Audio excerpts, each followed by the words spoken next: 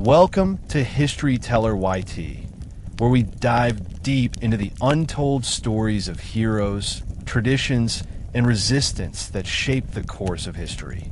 Today, we journey to the rivers, mountains, and valleys of Mindanao, exploring the enduring spirit of the Subanen people, a community whose story of resilience and defiance against colonial powers has rarely been told in written records. Long before Spanish missionaries and soldiers arrived, the Subanen had already established their own way of life, guided not by kings or distant rulers, but by Timuay, wise chiefs who led through wisdom, fairness, and the sacred duty to preserve ancestral rituals. In this narration, you will learn about the chiefs who stood at the front lines of resistance, not with massive armies, but with strategic foresight, mobility, and courage. From the unnamed Timuay of Siocon, who led his people against Jesuit missions, to the chiefs of Dapitan and Dipolog, whose strategic retreats into the mountains preserved autonomy and culture, every act of resistance mattered.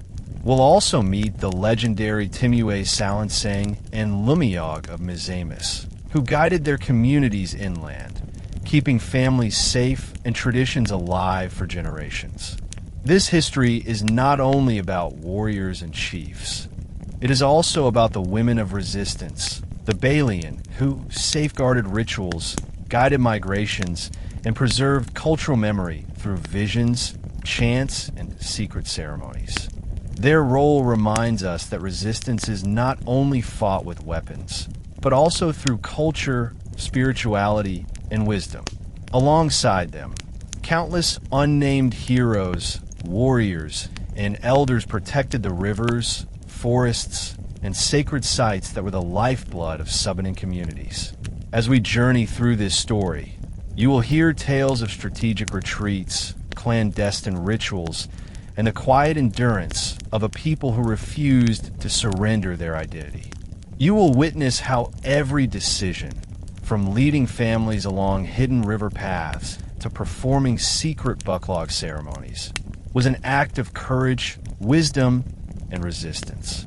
By the end of this narration, you will understand why the Subanen's survival, their cultural continuity, and their connection to ancestral land stand as one of the greatest victories of human resilience.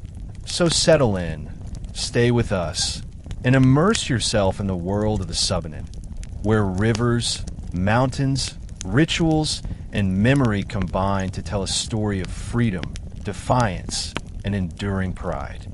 This is not just history. It is a living testament to the courage, strategy, and wisdom of a people who refuse to be forgotten. Welcome to History Teller YT, and let's begin this journey through time. Cultural transmission was another pillar of resistance. Elders and shamans taught songs, chants, genealogies, and stories of past uprisings, embedding lessons of courage, endurance, and strategy into the daily lives of children. The focus was not only on physical survival, but also on preserving identity and wisdom. Even unnamed heroes, warriors, parents, and elders whose deeds went unrecorded by Spanish chroniclers, were celebrated in oral traditions, emphasizing that freedom depended on intelligence, courage, and cultural preservation. Every ritual, story, and movement reinforced the autonomy of the community and the continuity of ancestral knowledge. In Mizamis, resistance was a multidimensional enterprise, integrating environmental mastery, tactical intelligence, spiritual guidance, and cultural preservation. Spanish forts and missions, though imposing, could not fully penetrate the inland valleys, rivers, and mountains. By combining strategic relocation, secret rituals, coordinated communication, and the careful teaching of traditions, the Subanen ensured that their identity, rituals, and leadership survived centuries of colonial pressure. The true power of their resistance lay not in conquest, but in the endurance of culture, memory, and autonomy. A legacy preserved and celebrated through oral histories, songs, and rituals that continue to resonate with Subanen communities today. The region of Siocon in Zamboanga del Norte holds a particularly legendary place in Subanen resistance, marking one of the earliest major uprisings against Spanish colonial influence in Mindanao. Spanish records provide a brief mention of the death of Jesuit Father Juan del Campo during the Siocon Revolt of 1656. Yet these accounts omit the broader and far richer story of Subanen courage and strategy.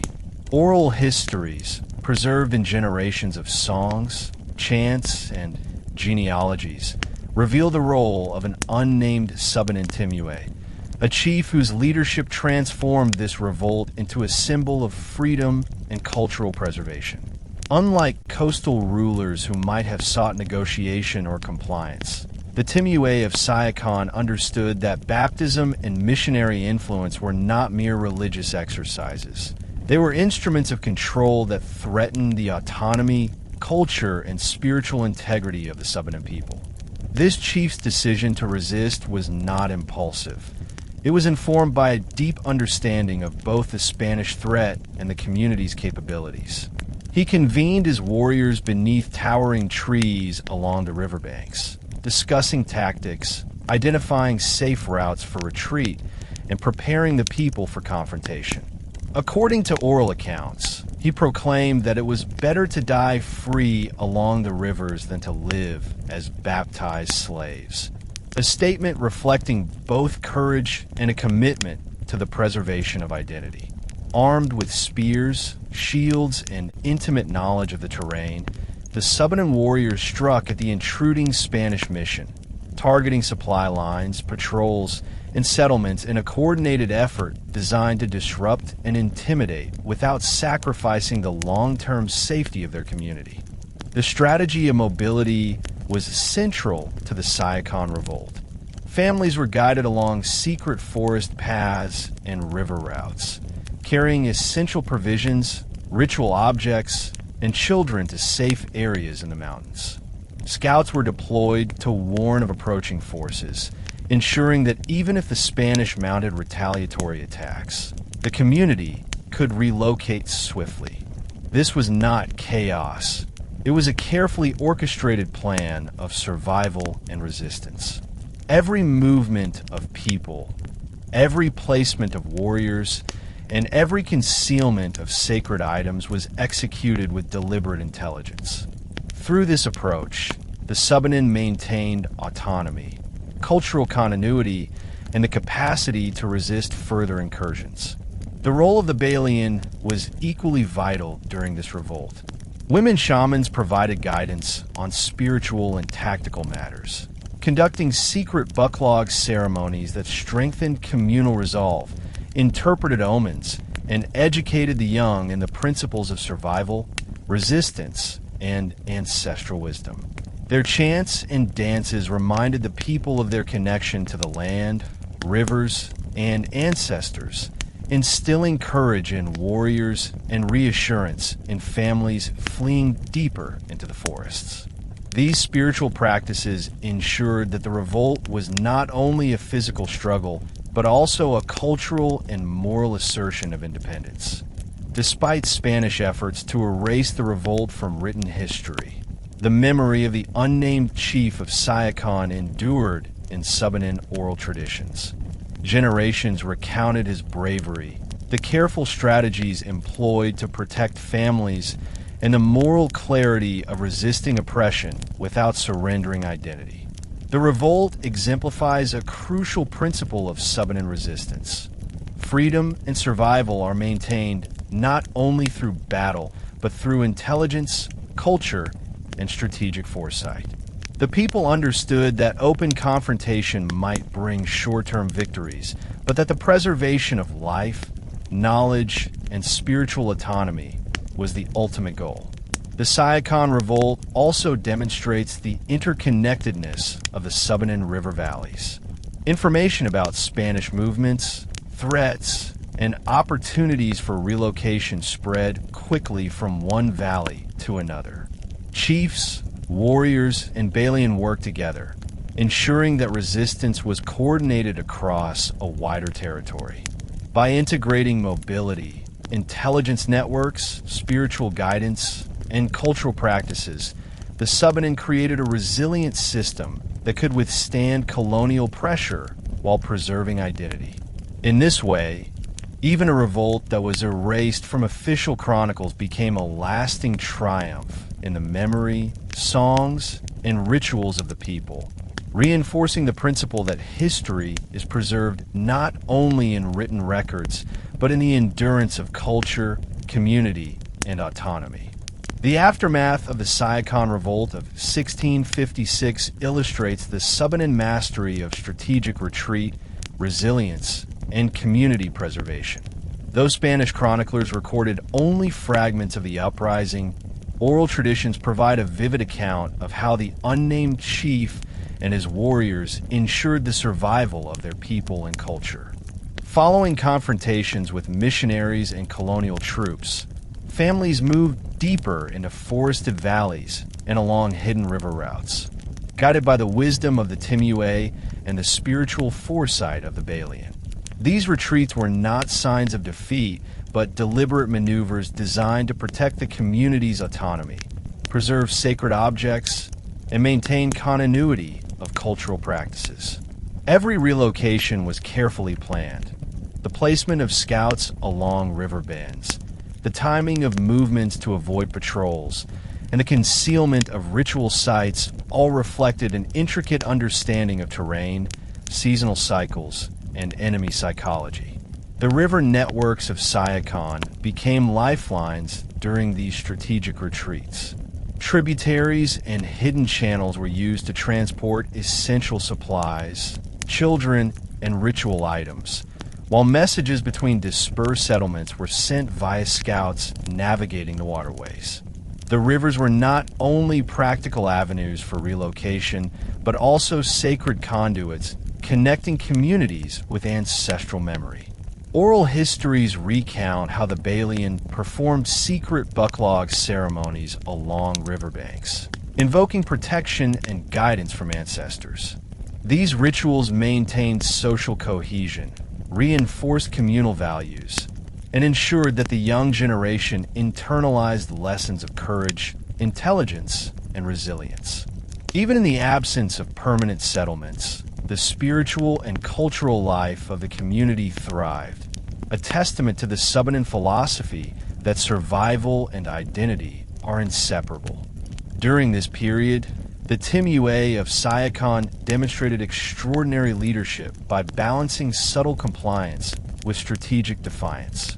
In some instances, minimal interaction with Spanish missionaries was permitted to acquire necessary goods, such as salt, beads, or iron tools. Yet, these interactions were carefully controlled and never compromised the autonomy or spiritual integrity of the people. Retreat into the mountains and rivers was synchronized with intelligence from scouts, ensuring that no family was left vulnerable.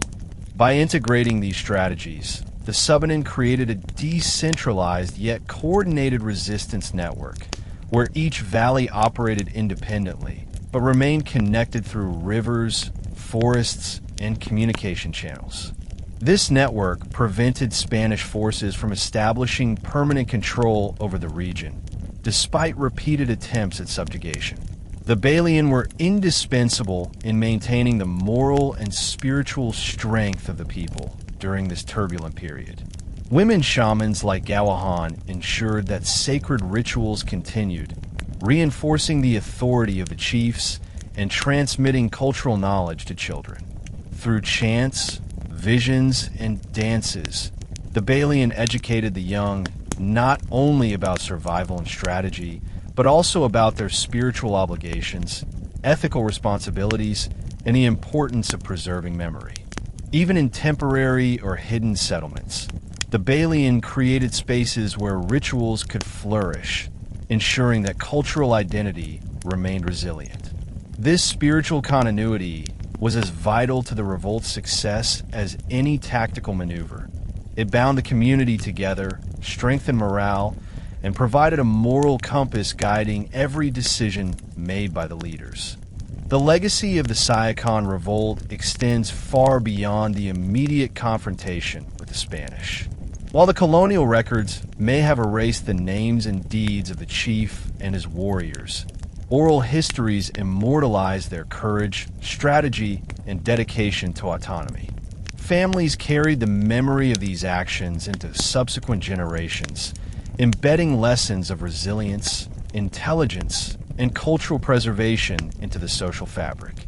The revolt demonstrated that Subanen resistance was not only a series of battles, but a sophisticated system of survival, where rivers, forests, scouts, and spiritual guidance were integrated to maintain independence.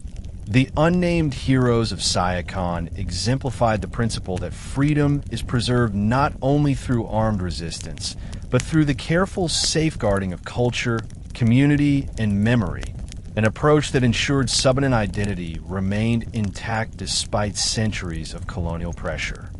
Following the initial upheaval of the Siocon Revolt, Subanen communities demonstrated remarkable resilience and long-term strategic planning. Retreats into rivers and mountains were not temporary escapes, but deliberate steps to create hidden strongholds, secure supply lines, and protect sacred rituals from Spanish interference.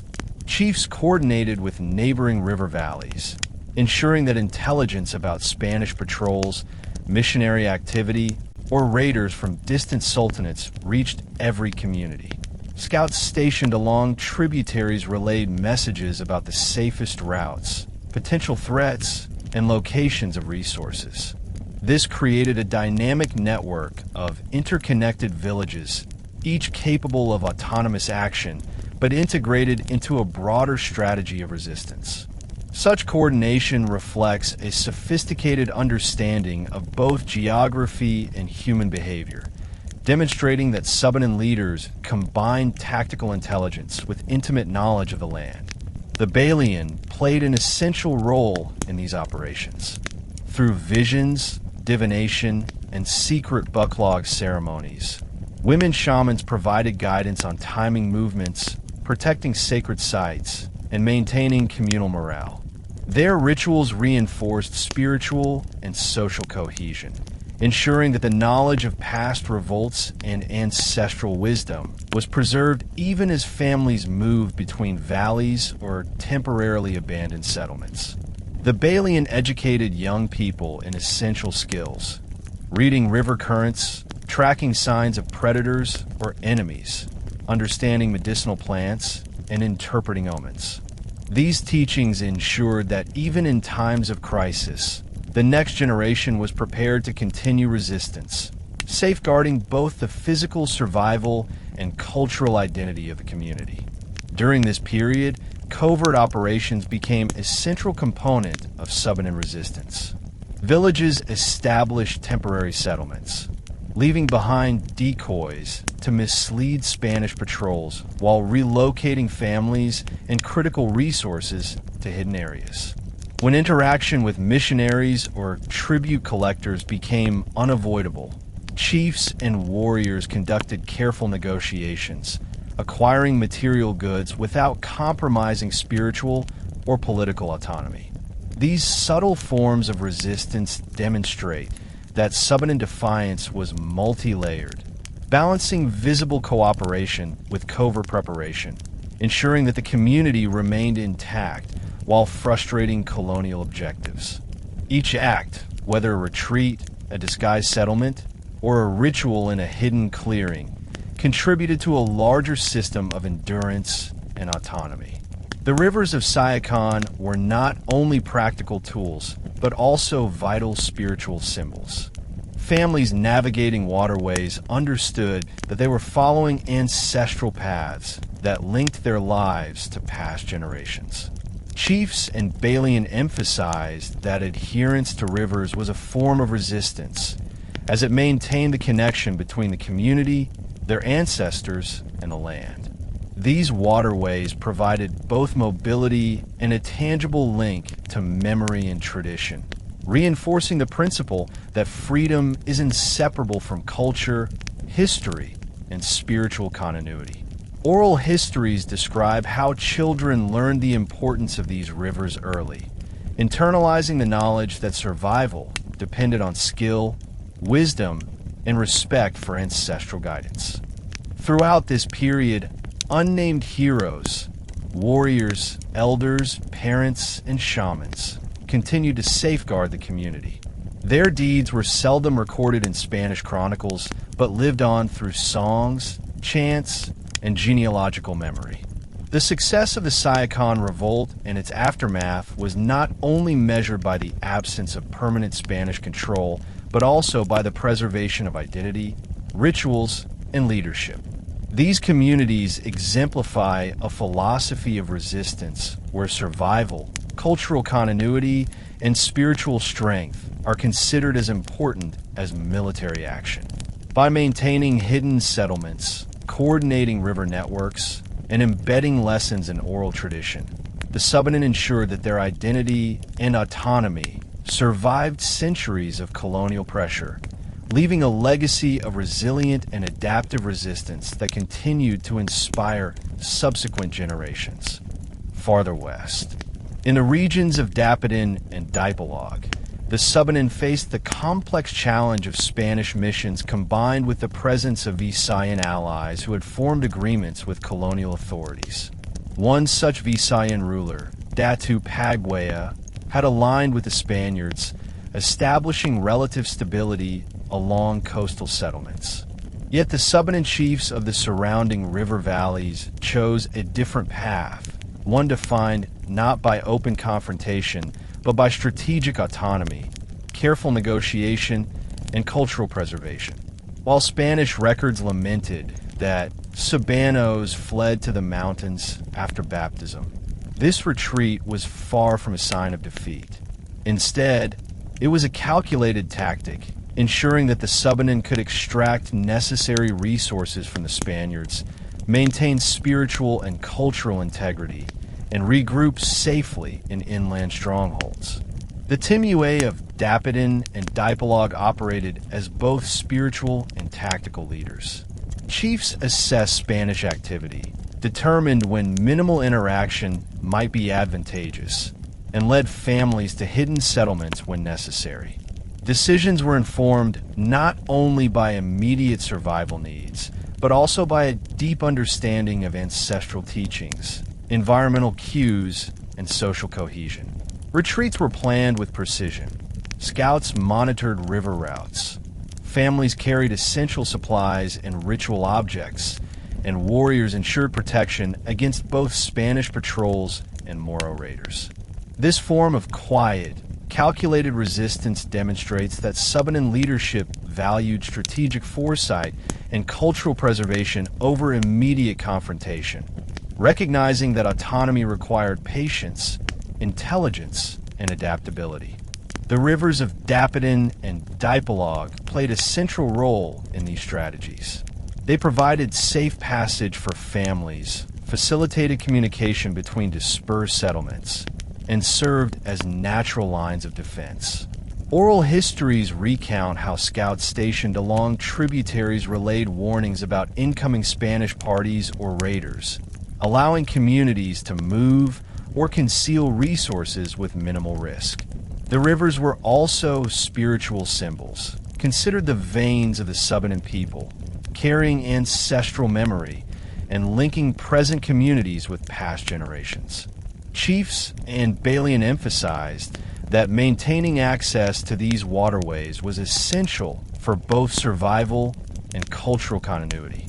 Families traveling along rivers were guided not only by geography, but also by spiritual understanding, ensuring that movements were harmonized with cultural and ethical principles. Balian, the women shamans, maintained the spiritual and cultural cohesion of these communities. They performed secret bucklog rituals even during periods of displacement, ensuring that sacred practices continued and that young people learned the wisdom of their ancestors. These rituals strengthened social bonds, educated children in survival, morality, and cultural identity, and reinforced the authority of the Timuay. The Balians' guidance ensured that even while families moved through temporary or hidden settlements, their rituals, beliefs, and communal knowledge remained intact. Spiritual continuity and practical strategy were inseparable, reflecting a holistic understanding of resistance that integrated leadership, intelligence, and culture. The Subanen also employed covert tactics of compliance and deception. Some villages would accept gifts of salt, beads, or tools from missionaries, not as submission, but as practical measures to acquire essentials while retaining autonomy. Temporary settlements were sometimes used as decoys to mislead Spanish forces, allowing families to relocate safely.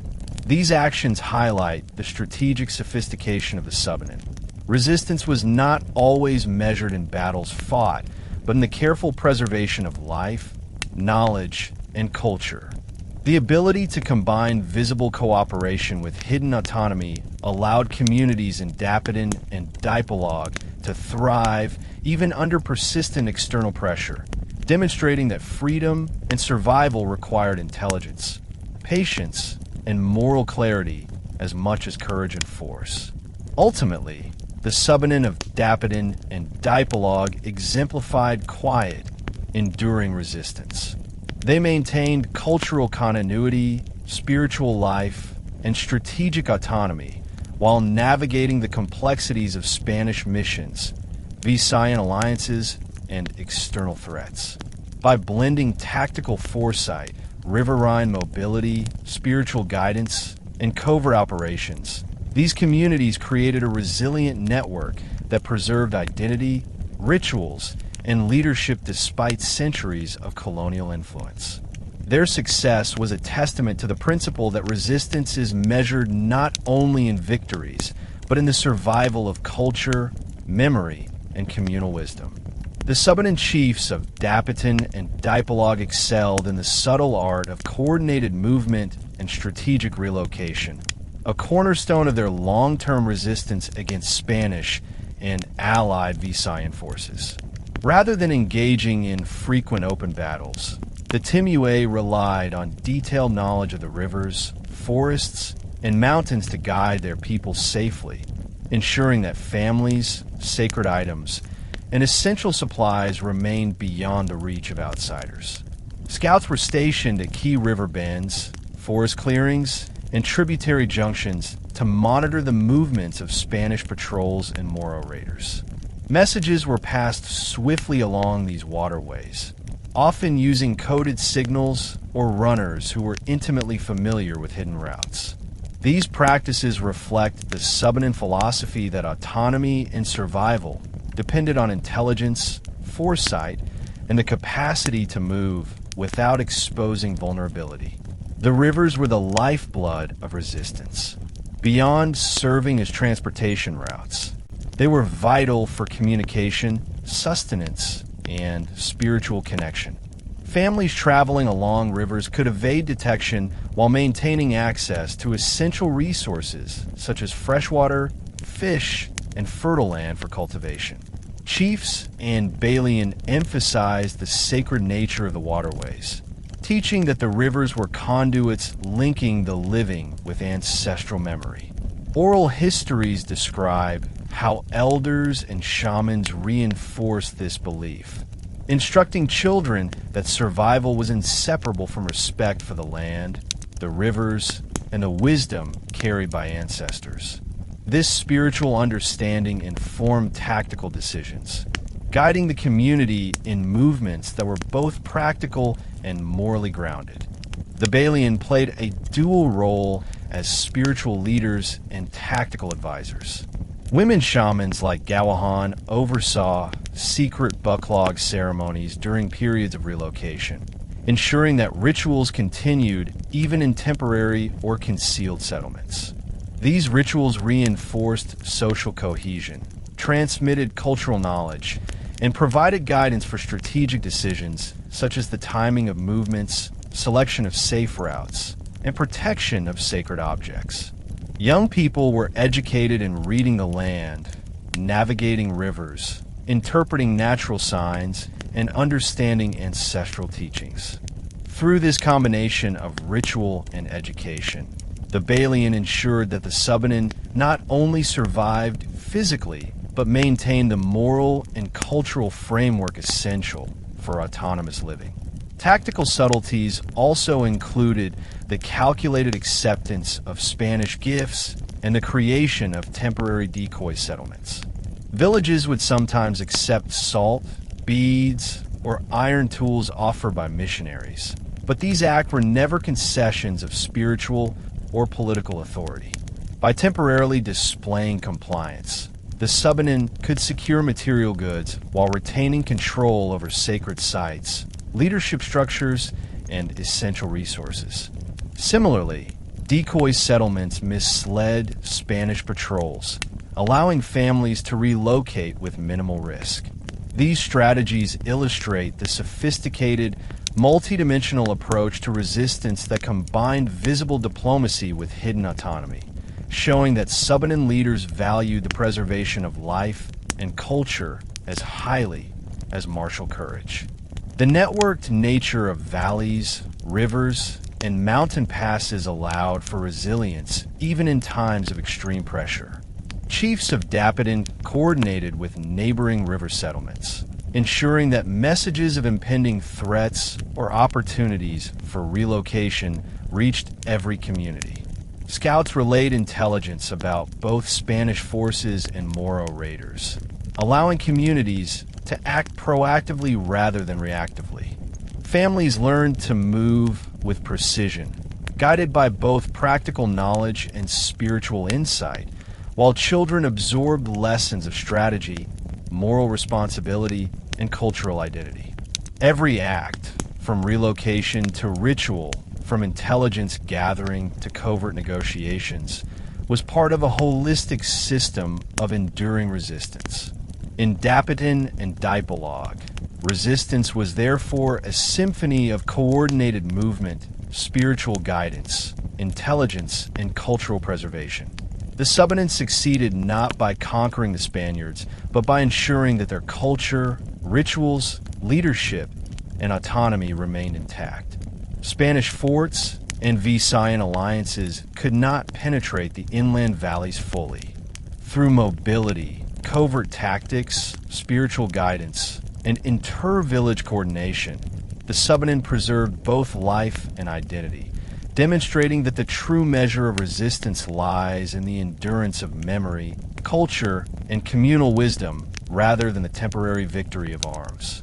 The stories of the Subanen in Dapitan and Dipolog are rich with examples of courage, ingenuity, and cultural preservation, even if many of the heroes remain unnamed in Spanish chronicles.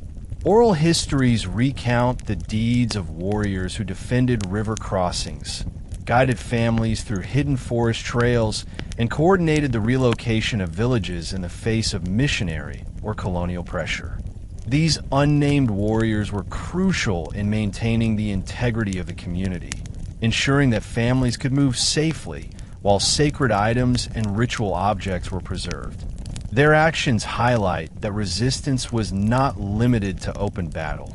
It was woven into the very fabric of daily life, blending survival, strategy, and the safeguarding of cultural identity. The Timuay in these regions acted as both political and spiritual leaders, guiding decisions that balanced short-term necessities with long-term survival. Retreating upriver or deeper into the forest was often more effective than confronting Spanish forces directly. Chiefs coordinated with scouts to monitor enemy movements, maintain communication between dispersed settlements, and ensure that essential provisions, rice, tools, and ritual materials remain secure. By using these strategies, the Subanen created a decentralized yet highly coordinated system of resistance, where each community could act autonomously while remaining connected to a larger network of support and shared intelligence. This network exemplifies the strategic sophistication of Subanen society, demonstrating that freedom was preserved not solely by combat, but by careful planning, environmental mastery, and collective action. The Balian were indispensable in reinforcing both morale and cultural continuity. Women shamans conducted secret bucklog ceremonies, even when communities were in temporary or hidden settlements, ensuring that rituals, songs, and ancestral knowledge were transmitted to the next generation. These ceremonies were not purely spiritual. They were also educational, teaching children and young adults about navigation, tracking, survival skills, and the ethical principles underpinning Subanen society. The Balian ensured that, despite the pressures of displacement and colonial intrusion, the moral and cultural identity of the community remained strong, allowing young warriors and families to internalize lessons of resistance and autonomy. The rivers and forests of Dapitan and Dipolog were essential to these strategies. Tributaries provided secret transportation routes, while dense forests offered cover and protection for temporary settlements. Families relied on rivers to move safely, transport supplies, and maintain contact with neighboring communities. Chiefs and Balian emphasized that these natural features were sacred and intertwined with ancestral memory. Respecting and understanding the land became a form of resistance, as adherence to natural routes and hidden pathways ensured survival while reinforcing cultural traditions. Oral histories repeatedly emphasize that the integration of spiritual awareness with environmental mastery was a defining feature of Subanen resilience. Covert tactics further strengthened the Subanen position. Communities sometimes accepted Spanish gifts or participated in minimal trade to obtain resources without sacrificing autonomy. Decoy settlements misled patrols, while intelligence gathered through scouts allowed chiefs to anticipate threats and plan relocations effectively. Every act, ritual, migration, intelligence gathering, or negotiation was part of a holistic strategy of endurance, ensuring that the people remained free, their leadership intact, and their rituals and culture preserved. Spanish forts and Visayan alliances could not penetrate these inland valleys fully, illustrating that the true power of resistance lay in the community's ability to adapt, survive, and maintain identity over centuries. In essence, the Subanen of Dapitan and Dipolog demonstrated that resistance is multidimensional, combining military strategy, spiritual guidance, intelligence networks, and cultural preservation. While Spanish chronicles often overlooked these deeds, oral traditions immortalized them, celebrating the unnamed warriors, chiefs, and Balian whose courage, foresight, and wisdom preserved autonomy and identity. These communities exemplify the principle that freedom is not measured only in victories or territory gained, but in the survival of culture, memory, and communal cohesion, a lesson that resonates across generations of Subanen history. The Misamis region, encompassing present-day Misamis Occidental and Misamis Oriental, serves as one of the most striking examples of long-term Subanen resistance, with a combination of strategic leadership, environmental mastery, and spiritual guidance enable communities to withstand centuries of Spanish colonial pressure. In this interior region, the Malindang Mountains provided both a natural refuge and a strategic advantage. Chiefs like Timuay Salangsang recognized the importance of mobility, knowledge of terrain, and the protection of sacred rituals in maintaining autonomy. Unlike coastal settlements, which were more directly controlled by Spanish forts in Ozamas, Iligan, and surrounding towns, the inland Subanen communities operated in relative freedom, using rivers, forests, and mountain passes to monitor, evade, and outmaneuver external forces. The Timuay of Misamis exercised authority that combined spiritual, military, and social leadership.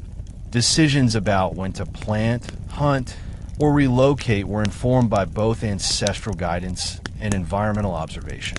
In times of Spanish missionary activity or Moro raids, the chiefs would plan strategic retreats, temporarily abandoning settlements while maintaining access to essential resources and sacred sites. Scouts stationed along river valleys and mountain passes gathered intelligence, tracking enemy movements and advising leaders on the safest routes for families and warriors. This network of observation and communication ensured that even dispersed communities could act in concert, moving as a coordinated system rather than as isolated settlements. The Balian played an indispensable role in the Mizamis resistance framework. Women shamans like Gawahan and other Balian conducted secret bucklog rituals, invoking ancestral protection while reinforcing communal cohesion. These ceremonies were not purely symbolic. They were educational, teaching children and young adults about survival skills, ethical responsibility, cultural identity, and strategic awareness. The Balians' guidance ensured that even while families moved through temporary or concealed settlements, the community maintained both spiritual and cultural continuity, an essential aspect of resistance that complemented tactical decisions made by the chiefs. Rituals and chants also functioned as morale boosters, strengthening the resolve of warriors and families facing the uncertainty of displacement. The river networks of Mizamis were central to both practical survival and symbolic identity. Tributaries such as those from the Layawan, Jimenez, Sapong Dalaga, and Tangub regions served as lifelines, enabling transport of families, food, tools, and sacred objects. They also facilitated communication between dispersed settlements, allowing scouts to relay intelligence about approaching Spanish forces or raiders from neighboring sultanates. In Subanen understanding, rivers were sacred veins, connecting the living community with ancestors and guiding ethical and strategic decision-making. Chiefs and Balian emphasized the moral and spiritual importance of these waterways, teaching younger generations that adherence to rivers ensured both physical survival and the preservation of cultural memory. The Subanen of Mizamis also excelled in tactical subtlety, balancing interaction with outsiders and the preservation of autonomy. Families occasionally accepted gifts of salt, beads, or iron tools from missionaries or Spanish officials, but these actions were carefully controlled to avoid undermining leadership or spiritual integrity. Temporary decoy settlements were established to mislead patrols, allowing real communities to relocate safely into hidden areas. Scouts and warriors coordinated these movements, ensuring the security of families, ritual sites, and essential resources. This multidimensional approach to resistance, combining mobility, intelligence, spiritual guidance, and covert diplomacy, enabled the Subanen to maintain autonomy and identity despite external pressures, illustrating that survival and freedom are as much about strategy and cultural preservation as they are about martial courage. The resilience of the Mizamis Subanen highlights a fundamental principle of their resistance. Freedom is maintained not only by defiance in battle, but through the preservation of culture, memory, and social cohesion. Chiefs, Balian, warriors, and families work together to protect their way of life, using the terrain, rivers, and mountains as both refuge and infrastructure. Spanish forts and missionary influence could never fully penetrate these interior valleys, reflecting the success of a holistic system where spiritual insight, tactical intelligence, and cultural continuity intersected. By combining these elements, the Subanen of Mizamis ensured that their identity, rituals, and leadership endured across generations, leaving a legacy of resilient and adaptive resistance that continues to inspire contemporary understanding of freedom and autonomy.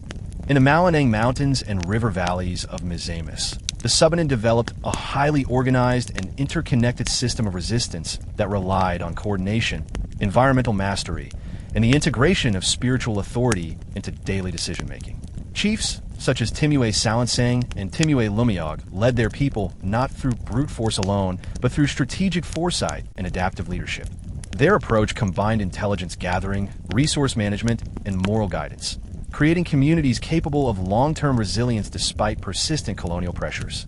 These leaders understood that the survival of the Subanen people depended on the careful coordination of settlements, the strategic use of rivers and mountains, and the maintenance of cultural and spiritual integrity.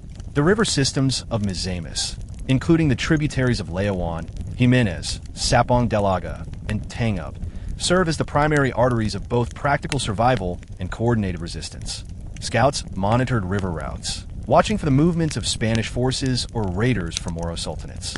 Messages were passed along these waterways, allowing dispersed communities to act in concert, even while physically separated. Families were guided along hidden river passages to avoid detection, carrying essential provisions and sacred objects that were central to cultural and spiritual continuity. The rivers were not merely functional, but symbolic, representing the lifeblood of the people and their connection to ancestors.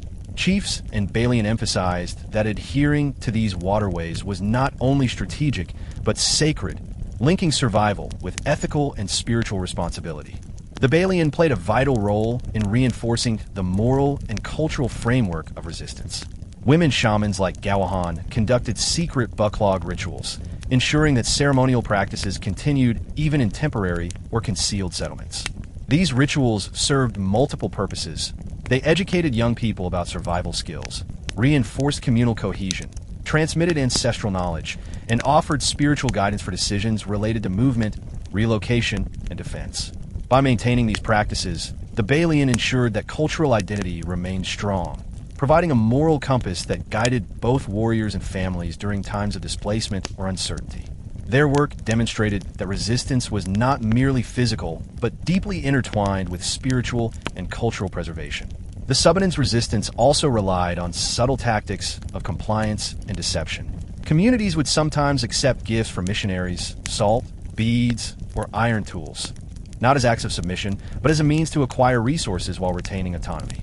Decoy settlements misled Spanish patrols, allowing real communities to move safely into forests or hidden valleys.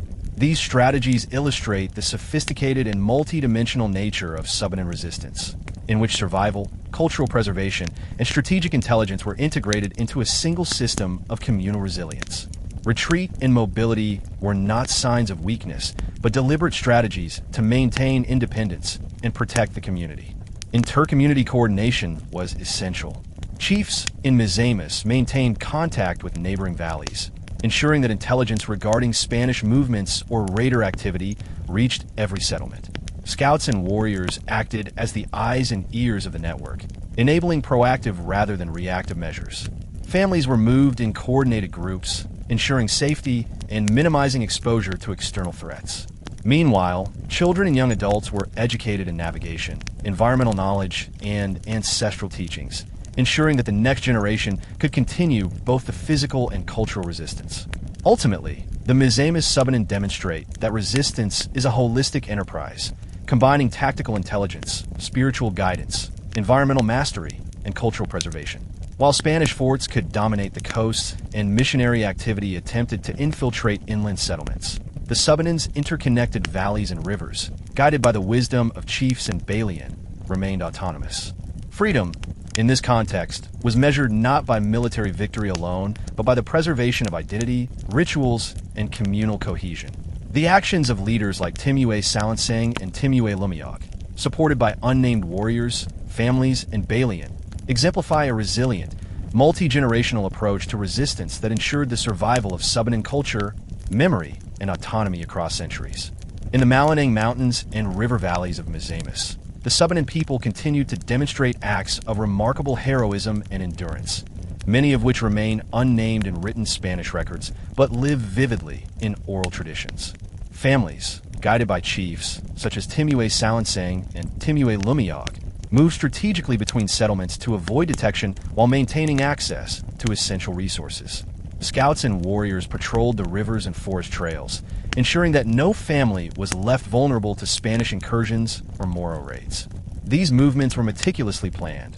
Key river junctions were monitored, Hidden paths were scouted, and temporary settlements were established to protect sacred rituals and material resources. Every relocation was a calculated act of resistance, showing that survival itself was a form of defiance. The Balian played a critical role during these periods of mobility and uncertainty. Women shamans conducted buklog ceremonies in hidden clearings, maintaining the spiritual and cultural continuity of the community. These rituals were far more than symbolic. They reinforced social cohesion, transmitted knowledge of ancestral history, taught children and young adults survival skills, and provided guidance for strategic decisions. The Balian ensured that even while displaced, the community maintained its moral and spiritual center, allowing the people to navigate not only physical threats, but also the psychological pressures of displacement and colonial interference. Their presence was a reminder that resistance was as much cultural and spiritual as it was tactical. Rivers served both practical and symbolic purposes. Families used tributaries such as the Layawan, Jimenez, and Sapong Dalaga rivers for safe passage, transportation of food and tools, and communication between dispersed settlements. In addition, rivers symbolize the lifeblood of the Subanen people, connecting the living with ancestors and reinforcing the ethical and spiritual principles that guided decisions about relocation, survival, and defense. Chiefs and Balian emphasized that adherence to these waterways was crucial for preserving autonomy. By integrating riverine knowledge with spiritual guidance, the Subanen ensured that every movement reinforced cultural identity while maintaining strategic advantage. The unnamed warriors and elders were essential to this system of resistance. They protected families during relocation, defended critical river crossings, and ensured that essential supplies and ritual objects were safely transported. These individuals were often unrecorded in Spanish chronicles, yet they were instrumental in sustaining Subanen autonomy and identity. Their actions demonstrate that resistance extended beyond the visibility of battle. It was embedded in the careful planning, vigilance, and communal cooperation that allowed entire communities to survive, thrive, and preserve their traditions under relentless external pressure. Strategic subtlety was a hallmark of Mizamis Subanen leadership. While some interaction with Spanish missionaries and officials was unavoidable, it was carefully controlled to avoid compromising autonomy. Communities sometimes accepted gifts of salt, beads, or iron tools, but these were practical measures rather than concessions. Decoy settlements were established to mislead patrolling forces, allowing real communities to move safely into concealed areas. This integration of visible diplomacy and hidden autonomy illustrates the sophistication of Subanen resistance. Every decision, from relocation and defense to ritual and education, was part of a deliberate strategy to protect both life and culture, ensuring that identity, rituals, and leadership survived despite centuries of colonial pressure. Ultimately, the Subanen of Mizamis exemplify multi-generational resilience. Leadership by chiefs like Timuay Salangsang and Timuay Lumayog, combined with the guidance of Balian and the courage of unnamed warriors and families, created a holistic system of survival and resistance. Spanish forts and missionary influence could never fully penetrate the inland valleys and mountains because the Subanen had mastered the art of adaptive strategy, environmental intelligence, and spiritual cohesion. Freedom, in this context, was measured not by military victory alone, but by the endurance of culture, memory, and community, a legacy of resilience and autonomy that continues to inspire contemporary understanding of resistance in Mindanao. In Subanen society, resistance was not the work of chiefs and warriors alone. Women, especially the Balian, were central to the survival and autonomy of the community, serving as spiritual leaders, educators, and moral guides. The Balian were guardians of tradition, mediators between the living and the ancestors, and the keepers of rituals that maintained balance between humans, rivers, forests, and mountains. Spanish missionaries often condemned them as witches, dismissing their power and influence. But within Subanen culture, they were respected figures whose authority was indispensable to both everyday life and acts of resistance. The Balians' role extended far beyond ceremonial duties. They shaped strategy, guided families during relocation, and reinforced communal cohesion under the threat of colonial intrusion. One of the most important rituals led by the Balian was the buklog, a complex ceremony of thanksgiving, reconciliation, and ancestral veneration. During periods of Spanish pressure, the buklog became a form of cultural resistance, allowing the Subanen to assert spiritual autonomy even when their villages were threatened or temporarily abandoned. Balian conducted these ceremonies in hidden clearings or along riverbanks, teaching children, young adults, and even warriors the significance of ancestral guidance and the importance of maintaining cultural identity. The chants, dances, and offerings were not only spiritual acts. They were lessons in endurance, moral responsibility, and the preservation of knowledge. Through the Buklog, the Balian instilled courage, resilience, and communal loyalty, ensuring that Subanen traditions remained intact despite centuries of colonial encroachment. The Balian were also strategic advisors during periods of displacement or threat. Their visions, divinations, and interpretations of omens helped the chiefs make critical decisions about when to retreat, which river paths to follow, and how to evade Spanish patrols or Moro raiders. Families relied on their guidance to maintain safety while relocating to hidden valleys or mountain settlements. This integration of spiritual insight with tactical decision-making reflects a holistic understanding of resistance, where physical survival and cultural preservation were inseparable. Even unnamed Balian played vital roles, coordinating the protection of sacred objects, guiding children and elders, and reinforcing the social and moral order of displaced communities. A famous story from the Salug River region highlights the profound influence of a Balian named Gawahan.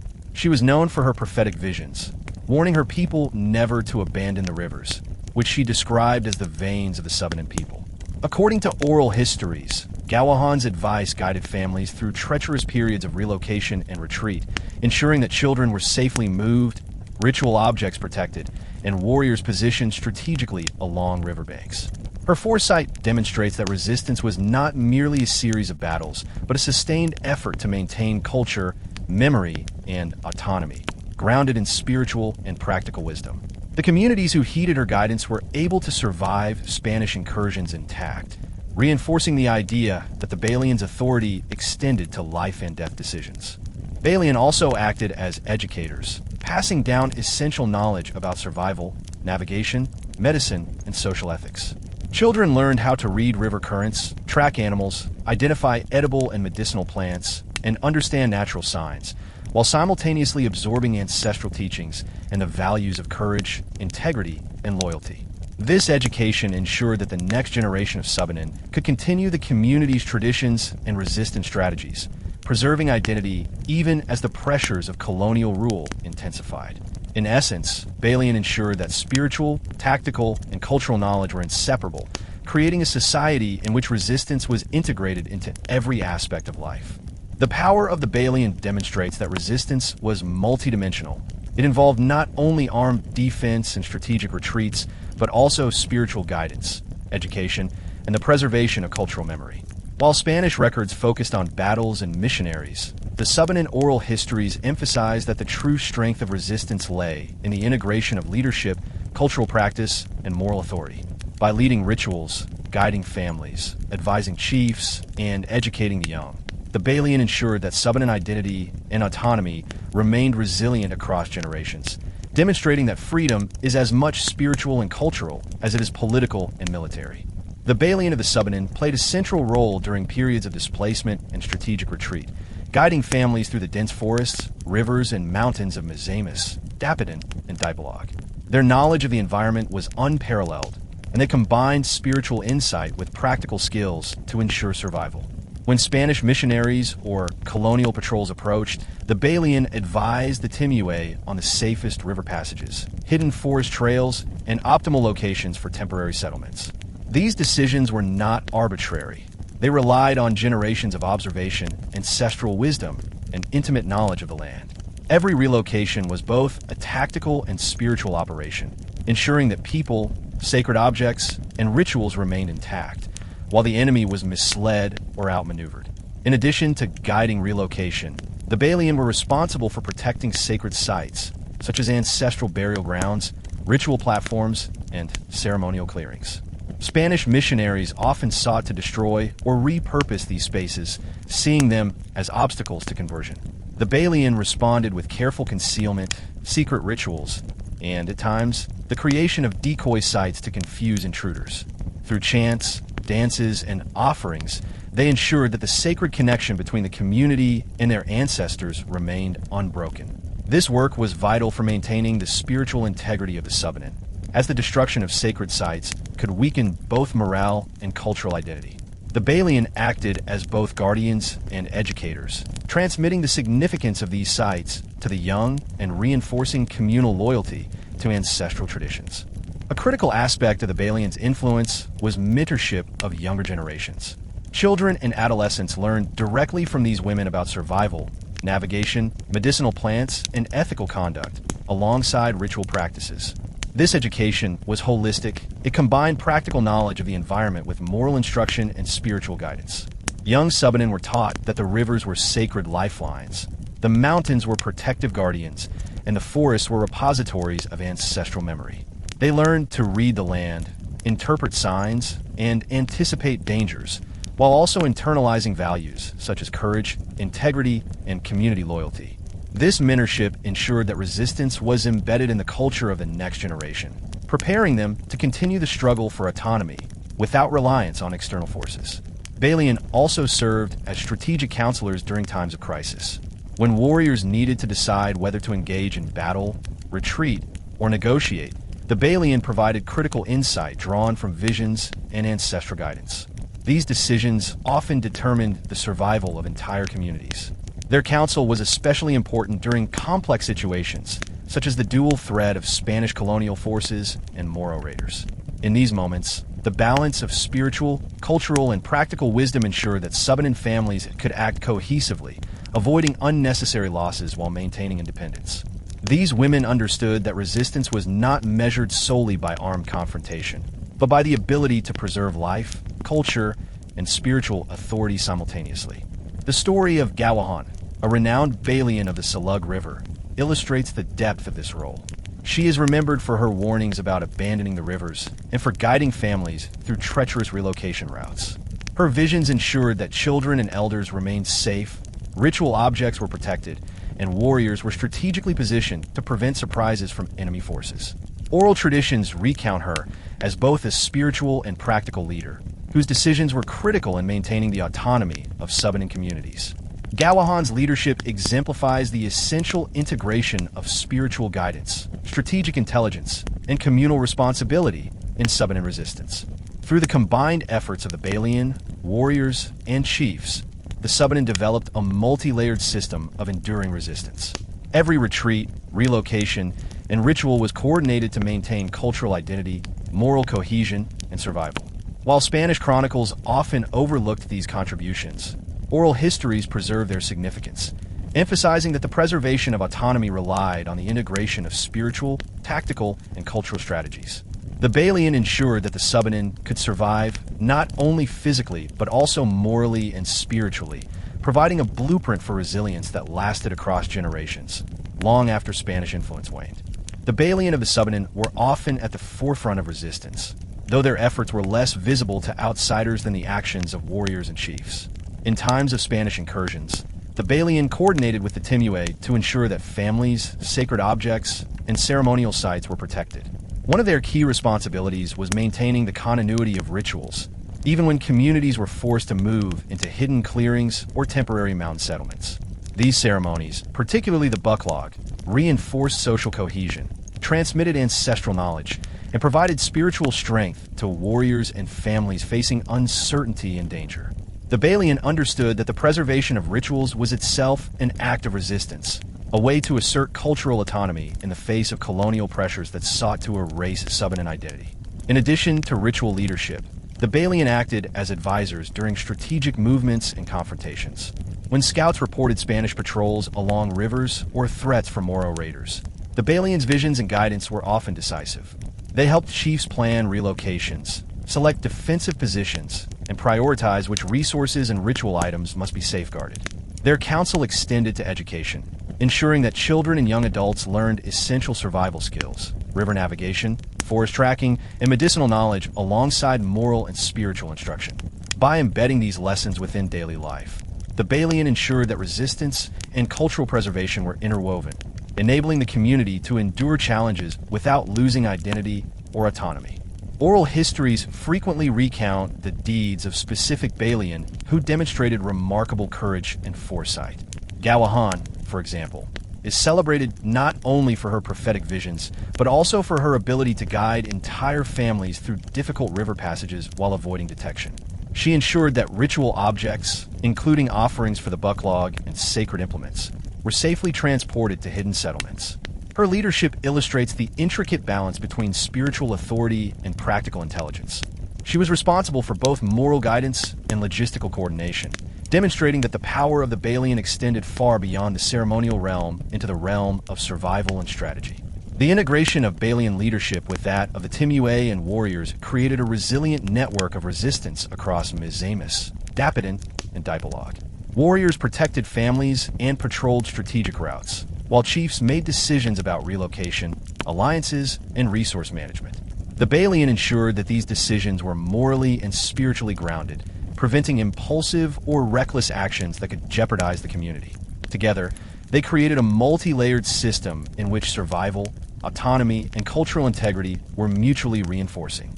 Every retreat, every relocation, every ritual, and every education of the young was part of a broader strategy that prioritized the endurance of identity and independence over short-term confrontation. Even unnamed Balian contributed significantly to the Subanen's resilience. Their work ensured that cultural knowledge, spiritual authority, and moral cohesion were preserved even when families were forced to live in temporary or concealed settlements. These women were educators, protectors, advisors, and leaders whose contributions were vital to the survival of the community. While Spanish chronicles often overlooked these figures, oral traditions immortalized them, highlighting that resistance was not only measured in battles won, but in culture preserved, knowledge transmitted, and identity maintained across generations. Ultimately, the Balian exemplify the holistic nature of Subanen resistance. By leading rituals, guiding strategic relocations, mentoring young people, and safeguarding sacred sites, they ensured that the community could survive physically, morally, and spiritually.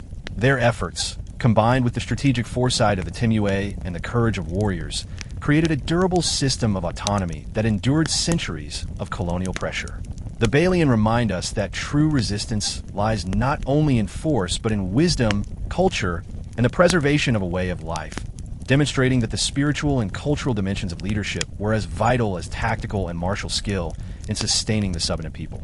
Much of the Subanen resistance against Spanish colonial intrusion is preserved not in written records, but in oral traditions and the memories of families, highlighting the critical role of unnamed heroes.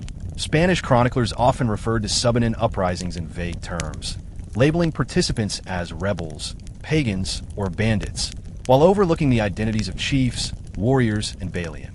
Yet, in the oral histories sung in Guman epics, recited in families, and transmitted across generations, these figures are immortalized.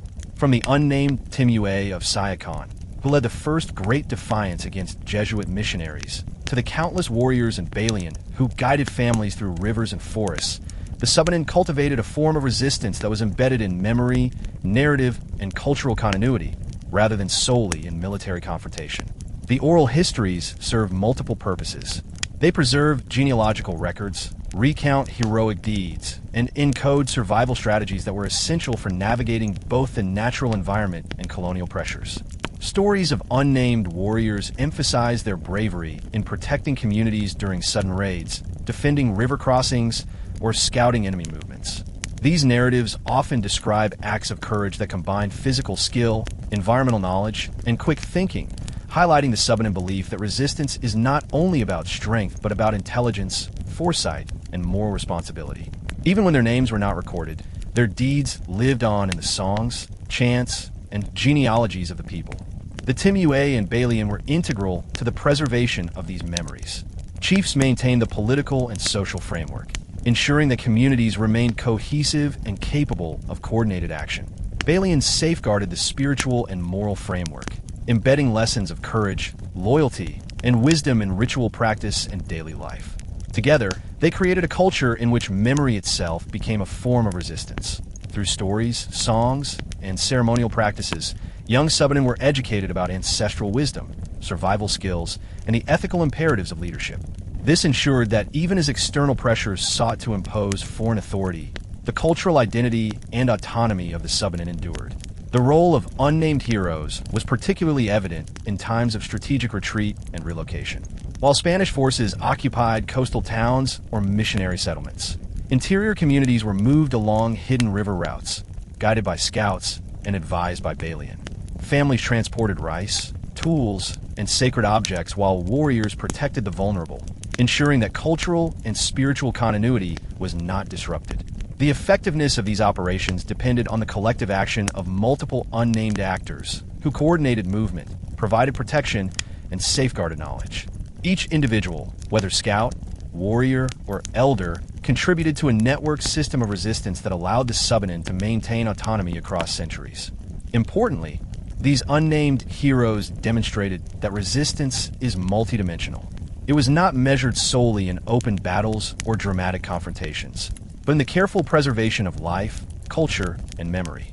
Their actions ensured that families remained intact, ancestral knowledge was transmitted, and sacred rituals continued even under external threat. The river valleys and mountains of Mindanao were not only strategic refuges, but also spaces of cultural reinforcement, where each act, whether moving a family, hiding a sacred object, or leading a ritual, was a deliberate contribution to the long-term survival and autonomy of the Subanen people. The memory of these unnamed figures reinforces a central principle of Subanen resistance. Freedom and identity are sustained not just by physical defense, but by the preservation of culture, spirituality, and communal cohesion. Through oral histories, Guman epics, and family genealogies, the deeds of warriors, chiefs, and Balian who were erased from Spanish chronicles continue to inspire, illustrating that true heroism is often silent, enduring, and deeply integrated into the life of the community. These narratives remind the Subanen that even when the written record forgets, memory and culture can outlast conquest, oppression, and time itself, becoming a testament to resilience that spans generations. Among the Subanen, the act of storytelling itself was a form of resistance, preserving knowledge, morality, and identity even when Spanish records ignored their existence. Oral traditions, passed from elders to children, recounted the deeds of unnamed heroes, the strategies of the Timuay, and the guidance of the Balian. The Guman epics, long, sung narratives, served not only as entertainment, but as historical records and moral instruction. They recorded the ways communities responded to missionaries, colonial forces, and neighboring raiders, embedding lessons on leadership, courage, ethics, and survival. By committing these stories to memory and performance, the Subanen ensured that cultural knowledge and strategies of resistance endured across generations, even in the absence of written documentation. The Guman epics were often performed during communal rituals, including the bucklog, where the people gathered to honor ancestors and reaffirm social cohesion. The chants and songs celebrated the Timuay who guided families through rivers and mountains, the warriors who defended communities during raids, and the Balian who safeguarded sacred objects and ritual knowledge. These performances served multiple purposes. They reinforced communal identity, educated the young in both moral and practical knowledge, and commemorated acts of heroism that might otherwise have been forgotten. Each recital strengthened the sense that the Subanen were part of a continuum, connected to ancestors who had resisted oppression and guided by principles that demanded both courage and wisdom. Storytelling also served as a mechanism for strategic education. Within the narratives, lessons about river routes, mountain passes, forest navigation, and hidden clearings were woven into memorable episodes. Children absorbed these instructions through repetition, song, and performance, learning how to move safely, gather resources, and respond to threats. By encoding environmental and tactical knowledge in stories, the Subanen ensured that survival skills were transmitted even when elders or chiefs were absent. Moreover, stories highlighted the consequences of disobedience, rash decisions, or disrespect for ancestral laws, reinforcing the ethical framework that guided both daily life and strategic decisions. The Guman epics further emphasized the interconnectedness of leadership and spirituality. They celebrated the wisdom of the Timuay, the foresight of scouts, and the spiritual guidance of Balian, showing that effective resistance required cooperation across social roles. In these narratives, leaders were not simply brave warriors. They were custodians of cultural knowledge, moral authority, and ancestral connection. The community's survival depended on each individual fulfilling their role, whether through physical protection, spiritual guidance, or the transmission of knowledge through performance. By elevating these contributions in narrative form, the Subanen reinforced that heroism encompassed more than battlefield valor. It included moral integrity, cultural preservation, and communal responsibility. The oral traditions also counteracted the erasure imposed by Spanish chronicles. While colonial records often dismissed the Subanen as rebels or pagans, oral histories preserve the identities and deeds of countless unnamed individuals. These narratives served as collective memory, ensuring that even if a warrior's name was forgotten by outsiders, their actions and impact were remembered by the community. In doing so, the Subanen asserted control over their own history, demonstrating that memory and cultural continuity are powerful tools of resistance, capable of sustaining identity and autonomy even under foreign domination. Finally, storytelling reinforced long-term resilience. Through repeated performance, knowledge and values were embedded in the community, ensuring that each generation internalized the lessons of the past. This created a living archive of resistance, blending history, morality, strategy, and spiritual guidance into a cohesive system. It demonstrates that the Subanen did not rely solely on immediate confrontation to maintain autonomy. Rather, they cultivated a culture in which memory, narrative, and ritual were themselves forms of enduring resistance. Through these oral traditions, the actions of the unnamed chiefs, warriors, and Balian continue to inspire, proving that freedom is maintained not only through force, but through the preservation of culture and identity across generations. The Guman epics of the Subanen are not merely stories. They are repositories of history, strategy, and cultural memory, designed to preserve the deeds of both named and unnamed heroes. These epics recount daring escapes along river routes, coordinated movements between mountain settlements, and strategic confrontations with Spanish forces or Moro raiders. Through vivid imagery and narrative structure, they encode lessons about courage, intelligence, loyalty, and ethical decision-making, teaching younger generations how to respond to threats while maintaining cultural integrity. Unlike Spanish chronicles that often reduce Subanen resistance to vague rebellions, the Guman epics celebrate the agency of the people, emphasizing the collective effort of warriors, Balian, families, and chiefs. One recurring theme in these epics is the protection of sacred spaces and ancestral knowledge. Many episodes describe how warriors, guided by the Balian, defended burial grounds, ritual platforms, and hidden ceremonial sites from intruders. These acts of protection were strategic as well as spiritual. Safeguarding these sites preserved both morale and cultural authority. A tale from the Layawan River Valley recounts how a group of unnamed warriors, acting on the council of the Balian, successfully led families and sacred objects along hidden tributaries, evading Spanish patrols. The story emphasizes cunning, coordination, and the moral duty to protect both people and tradition, illustrating that heroism was as much about prudence and ethical leadership as it was about combat. The Guman epics also celebrate the Timuay as moral and tactical leaders. Episodes often describe chiefs making difficult decisions, balancing the immediate safety of the community with long-term survival. Whether deciding when to accept limited gifts from missionaries, when to retreat deeper into the mountains, or when to confront raiders, the chief's actions were guided by wisdom, ancestral knowledge, and consultation with the Balian. These narratives reinforce the notion that true leadership was multidimensional, requiring strategic intelligence, spiritual insight, and the ability to inspire trust and loyalty within the community. Chiefs were remembered not for conquest, but for the preservation of life, culture, and identity, a central theme across Subanen oral history. The unnamed warriors, scouts, and elders are equally central to these epics. Their courage, ingenuity, and dedication are often celebrated more than their names, emphasizing collective action over individual fame. Stories describe scouts who navigated complex river systems, warriors who defended vulnerable families during relocation, and elders who taught survival and cultural knowledge to the young. By highlighting these contributions, the Guman epics convey a powerful message that resistance is embedded in everyday acts of vigilance, protection, and education, not only in dramatic battles. Memory, in this sense, becomes a weapon, ensuring that each contribution, no matter how small, reinforces the autonomy and resilience of the community.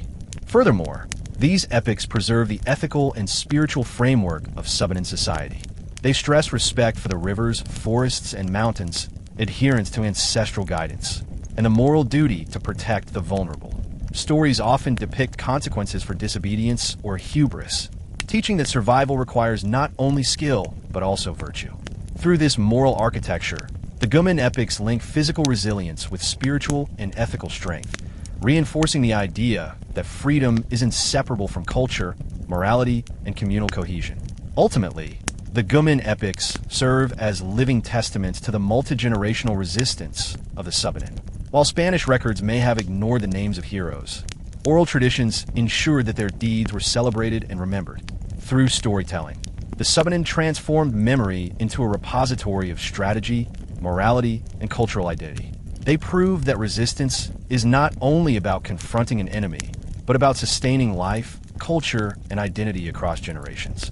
The Gumen epics immortalized chiefs, warriors, Balian, and families, ensuring that the lessons of courage, wisdom, and communal responsibility continue to guide future generations, and that the rivers, mountains, and forests of Mindanao remain symbols of enduring autonomy and resilience.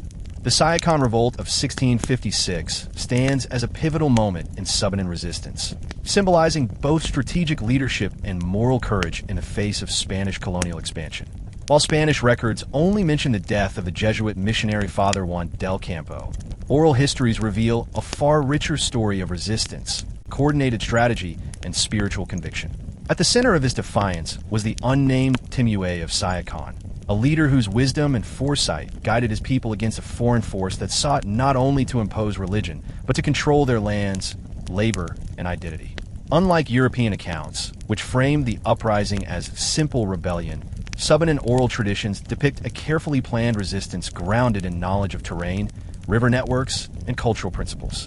The unnamed Timuay's leadership exemplified a balance of courage, moral authority, and strategic intelligence. When missionaries arrived with gifts of salt, cloth, and beads, he recognized these as symbolic chains rather than acts of goodwill. In his estimation, baptism was not a blessing, but a mechanism of domination, a subtle tool to erode Subanen autonomy. Acting on this insight, he convened a council of warriors and elders beneath the shade of sacred trees, discussing not only military tactics, but the ethical responsibility of protecting families, culture, and ancestral traditions. This council exemplified Subanen governance. Decisions were communal, informed by wisdom and moral obligation, and guided by the spiritual framework upheld by Balian. The revolt itself demonstrated ingenious use of riverine and forest terrain. The Timuay directed his warriors along tributaries that connected remote settlements, enabling them to move swiftly, evade patrols, and stage precise strikes against Spanish forces. Rivers were lifelines, facilitating communication, transportation, and supply movement, while dense forests and mountain passes provided concealment.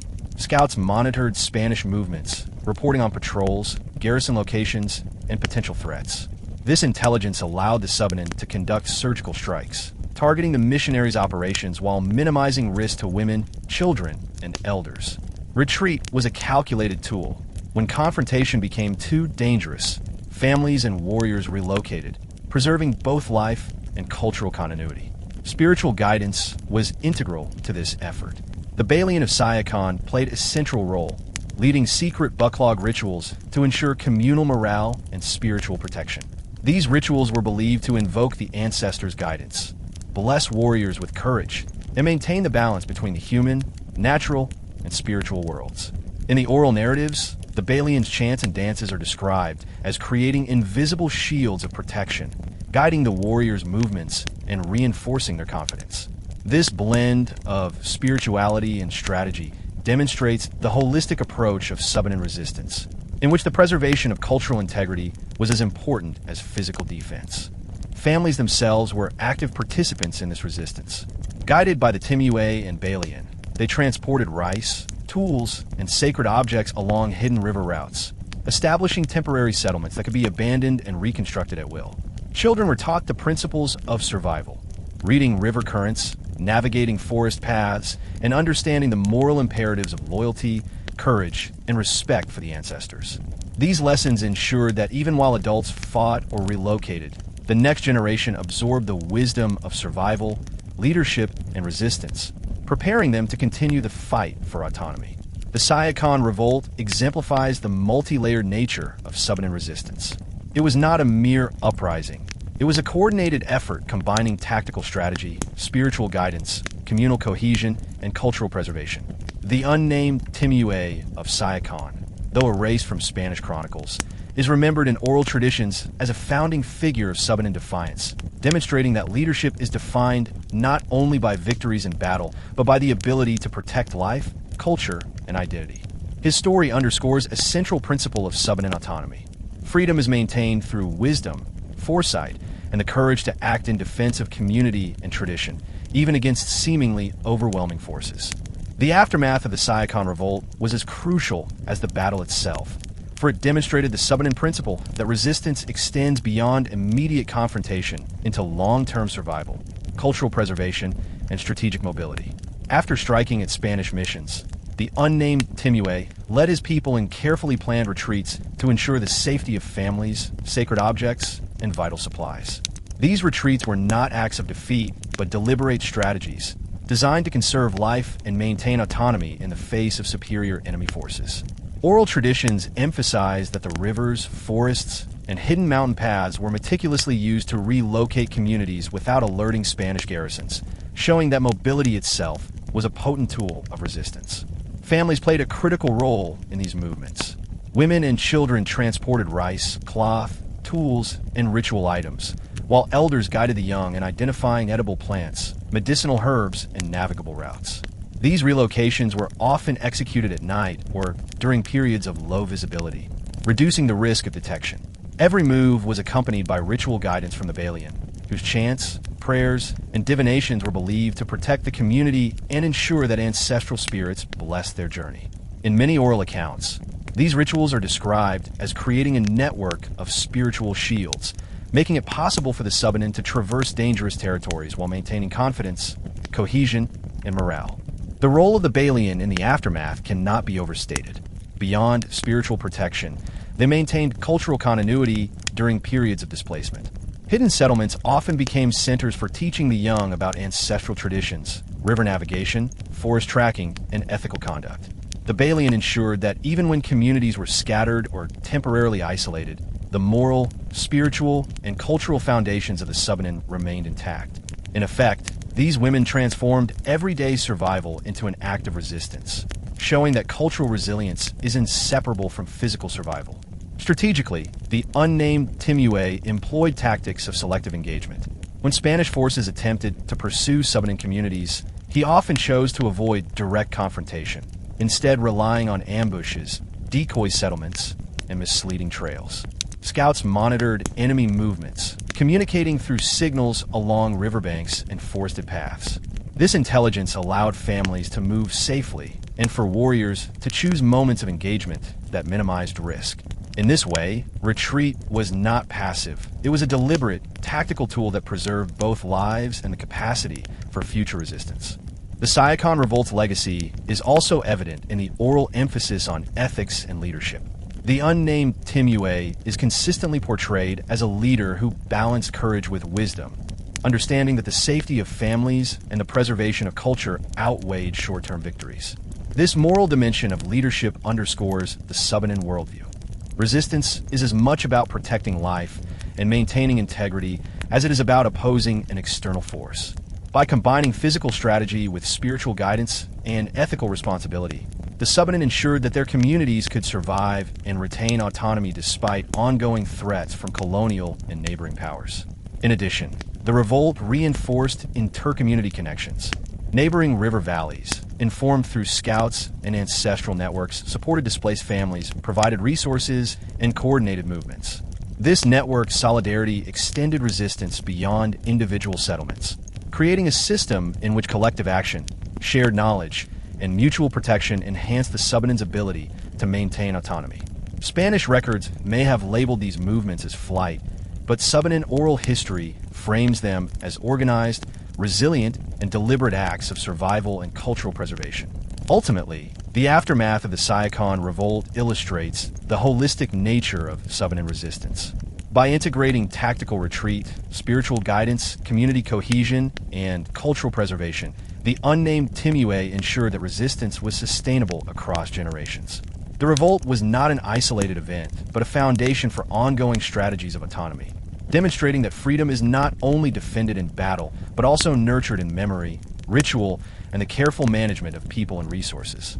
Through these strategies, the Subanen preserved both their communities and their identity, proving that resilience is as enduring as the rivers and mountains of Mindanao themselves. The long-term consequences of the Siocon Revolt extend far beyond the immediate confrontations with Spanish missionaries. While colonial records reduce the event to a footnote about the death of Father Juan del Campo, oral histories reveal that the revolt had a profound and enduring impact on Subanen strategies of resistance and cultural preservation. The unnamed Timuay of Siocon became a symbol of courage, moral leadership, and strategic wisdom. His actions established precedents for how Subanen communities would respond to future threats, combining tactical ingenuity, spiritual guidance, and the careful preservation of life and culture. The revolt demonstrated that resistance could be sustained through a network of mobility, secrecy, and communal solidarity, rather than solely through open battle. Following the revolt, neighboring river valleys and settlements observed the outcomes closely, learning crucial lessons about relocation, resource management, and the importance of spiritual guidance in times of crisis. The Balian played a key role in disseminating these lessons through rituals, chants, and Guman epics. Their leadership ensured that the principles of the revolt, strategic retreat, protection of families and sacred sites, and moral integrity, were encoded in the cultural memory of multiple communities. Oral traditions recount that even when the Spanish attempted to consolidate control over coastal towns and mission settlements, the interior Subanen remained autonomous, guided by the lessons of Siocon.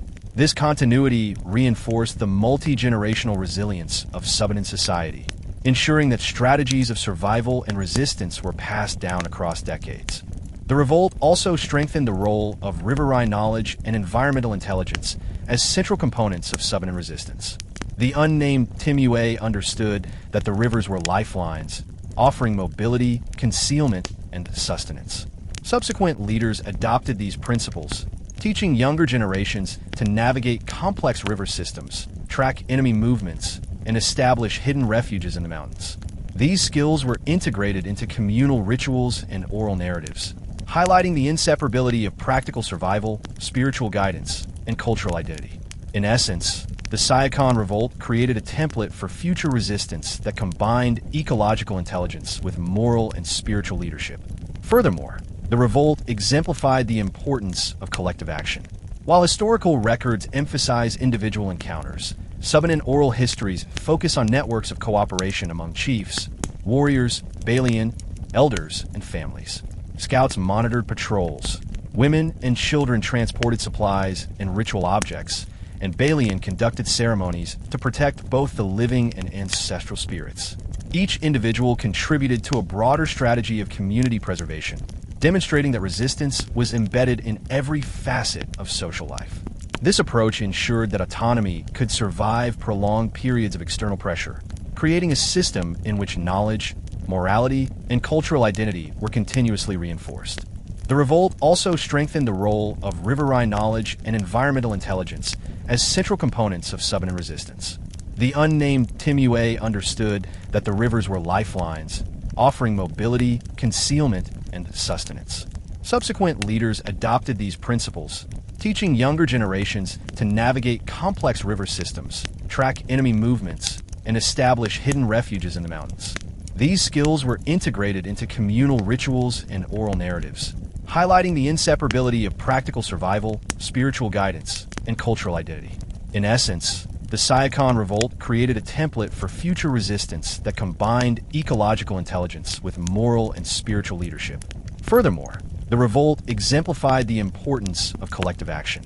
While historical records emphasize individual encounters, Subanen oral histories focus on networks of cooperation among chiefs, warriors, Balian, elders, and families. Scouts monitored patrols. Women and children transported supplies and ritual objects, and Balian conducted ceremonies to protect both the living and ancestral spirits. Each individual contributed to a broader strategy of community preservation, demonstrating that resistance was embedded in every facet of social life. This approach ensured that autonomy could survive prolonged periods of external pressure, creating a system in which knowledge, morality, and cultural identity were continuously reinforced. The moral and cultural lessons of the Siocon Revolt were also immortalized through storytelling and Guman epics, which framed the revolt as a defining moment in Subanen identity. The unnamed Timuay became a hero not for defeating the Spanish in open battle, but for protecting life, culture, and autonomy. Oral traditions celebrate the courage of warriors, the foresight of scouts, and the wisdom of the Balian who guided families, emphasizing that the true measure of resistance lies in the preservation of communal integrity and ancestral knowledge. These narratives reinforce the principle that survival, cultural continuity, and spiritual guidance are inseparable from leadership and heroism. Ultimately, the legacy of the Siocon Revolt shaped Subanen resistance for centuries. It solidified strategies of retreat, environmental mastery, spiritual resilience, and communal solidarity, forming the foundation for later uprisings and acts of defiance across Mizamis, Dapitan, and Dipolog. The revolt demonstrated that freedom is sustained through wisdom, moral courage, and a careful integration of cultural, spiritual, and tactical knowledge, rather than through brute force alone. In this way, the unnamed heroes of Siocon and their communities ensured that the Subanen retained autonomy, identity, and memory, proving that resistance endures not only in battle, but in the hearts, stories, and traditions of a people. The chiefs of Dapitan and Dipolog exemplify another dimension of Subanen resistance: quiet, strategic defiance that prioritized cultural survival and communal autonomy over direct confrontation. While the Spaniards established strong mission settlements in these areas, Subanen chiefs understood that the true battle was not always fought on the battlefield, but in the protection of identity, freedom, and spiritual practice. Spanish records complain of Subanos fleeing to the mountains after baptism, framing these retreats as cowardice or disobedience. But in Subanen oral history, such movements were deliberate, intelligent strategies to preserve life and maintain control over community resources, sacred objects, and ancestral practices. These chiefs, often unnamed in colonial records, employed a method of selective engagement. They would accept gifts such as salt, beads, or iron tools, taking advantage of the material offerings without surrendering their cultural or political autonomy. The acceptance of gifts was a calculated tactic. By engaging partially with Spanish forces, the Subanen could gather useful resources while simultaneously retreating to secure territory in the mountains and forests, where colonial oversight was limited. This form of strategic interaction allowed the Subanen to maintain a degree of autonomy, even while superficially appearing to comply, showcasing a sophisticated understanding of psychological and logistical strategy and resistance. Rivers played a central role in this strategy. The chiefs coordinated movements along the river valleys, establishing hidden routes and temporary settlements that could be evacuated quickly if Spanish patrols approached. Women and children transported essential goods, while warriors positioned themselves along key points to provide early warning and defense if necessary. The Balian contributed spiritual guidance, ensuring that relocations were conducted with ritual blessings and that ancestral protection accompanied the community throughout the journey. These measures ensured that families, resources, and ritual knowledge remained intact despite the looming presence of Spanish authorities.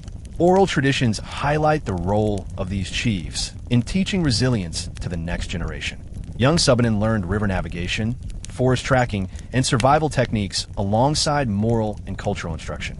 They were taught to respect the environment as a source of sustenance and spiritual connection, to honor the ancestors, and to understand the moral dimensions of leadership and resistance. Through these lessons, the chiefs and Balian ensured that the values of courage, integrity, and communal responsibility were deeply embedded within the community. Resistance was thus a holistic practice, encompassed not only physical survival, but also the preservation of identity, knowledge, and ethical guidance. The chiefs also coordinated with neighboring valleys, forming networks of solidarity and mutual support. When one community faced the threat of forced conversion or raids, others would provide refuge, resources, or information about enemy movements. This interconnected system enabled Subanen communities to resist not only immediate threats, but also long-term pressures from colonial expansion.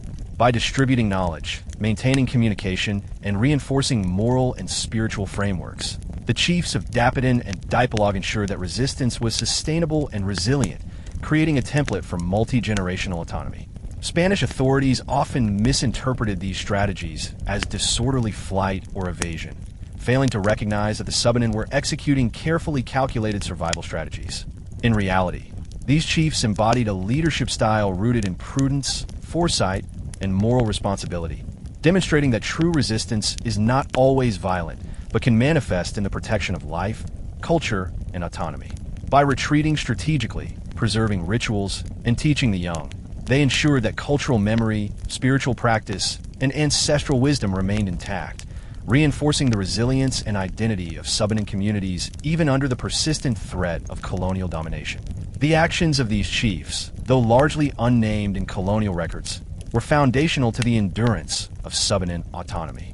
Through careful negotiation, strategic retreat, and the preservation of spiritual and cultural knowledge, they demonstrated that resistance is not solely measured by battles won, but by the ability to sustain life, culture, and identity over generations. Their legacy continues in oral traditions, Guman epics, and the collective memory of the Subanen, highlighting that leadership, wisdom, and moral courage are central to enduring freedom. The tactical retreats of Subanen families in Dapitan and Dipolog exemplify the ingenuity and foresight of the chiefs, demonstrating that resistance was as much about strategic mobility and survival as it was about confronting the enemy. When Spanish forces attempted to consolidate control over mission settlements, the chiefs orchestrated careful relocations, guiding families along river systems, forest paths, and mountain trails that were invisible to outsiders. These retreats were conducted with meticulous planning, ensuring that women, children, elders, and sacred objects were moved safely, while warriors patrolled critical junctions to prevent surprise attacks. Retreat, in Subanen strategy, was not a sign of defeat, but a calculated act of preservation and long-term resistance. The Balian played a central role in these operations, providing both spiritual and practical guidance. Before and during relocations, they conducted secret rituals to protect the people, invoking ancestral spirits to shield the families from harm. The Balian also guided the placement of temporary settlements, ensuring that locations were not only safe, but also ritually aligned with ancestral and environmental principles.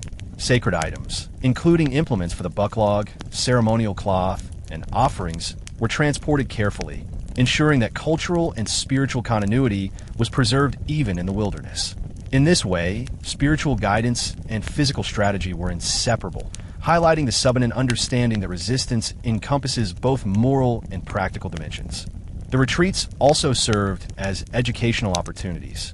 Young members of the community learned essential survival skills during these movements: how to navigate rivers, identify edible and medicinal plants, track animals, and interpret natural signs. Elders and Balian taught lessons about communal responsibility, ethical leadership, and the spiritual significance of the land. These teachings reinforced a holistic approach to resistance, showing that survival depended not only on physical skill, but also on moral integrity, cultural knowledge, and the ability to act in harmony with the environment. By embedding these lessons in everyday practice, the Subanen ensured that the next generation was fully prepared to maintain autonomy under ongoing colonial pressures. Strategically, the chiefs of Dapitan and Dipolog understood the importance of intelligence and deception. Scouts monitored Spanish patrols, missionary movements, and potential threats from Moro raiders, relaying information to the chiefs and Balian. Temporary settlements were sometimes deliberately abandoned or constructed as decoys to mislead enemies, demonstrating a sophisticated understanding of psychological and tactical strategy. These operations required coordination among multiple community members, blending warrior vigilance, logistical management, and ritual authority to maintain both safety and cultural integrity. Oral traditions highlight that these acts were considered moral obligations, as the protection of families and sacred knowledge was seen as central to leadership and communal responsibility. The continuity of rituals and spiritual practice was a hallmark of these retreats. Even in temporary forest settlements, the Subanen conducted bucklog ceremonies, prayers, and offerings, reinforcing the link between ancestral guidance and communal resilience. This ensured that, despite physical displacement, the spiritual and cultural heart of the community remained intact. The integration of practical survival, strategic movement, and ritual practice illustrates the multi-layered nature of Subanen resistance, where every action, from relocating a family to performing a ritual, served to preserve autonomy, identity, and moral order. Ultimately, the retreats of Dapitan and Dipolog highlight the sophistication and foresight of Subanen leadership. By combining strategic mobility, spiritual guidance, and educational mentorship, chiefs and Balian ensured that resistance was sustainable across generations. The actions of unnamed warriors, scouts, and elders contributed to a web of resilience in which cultural knowledge, ancestral authority, and community cohesion were continuously reinforced. Spanish authorities may have misunderstood these movements as mere flight, but in reality, they exemplified the Subanen principle that true resistance lies in the preservation of life, culture, and identity, ensuring that autonomy could endure despite centuries of external pressure. The integration of riverine strategy, community networks, and spiritual guidance in Dapitan and Dipolog highlights the multidimensional nature of Subanen resistance. While Spanish authorities attempted to consolidate control over coastal settlements and mission towns, Subanen communities relied on rivers not only as lifelines for travel and trade, but also as strategic arteries for communication, relocation, and defense. These waterways allowed the chiefs to coordinate movements across valleys, link isolated settlements, and transport families, sacred objects, and provisions in ways that remained largely invisible to colonial observers. The rivers were seen as both physical and symbolic veins of the Subanen people, connecting them to ancestral lands, sustaining life, and reinforcing identity across generations. Community networks strengthened this system. The chiefs maintained alliances with neighboring villages, facilitating mutual support when threats emerged.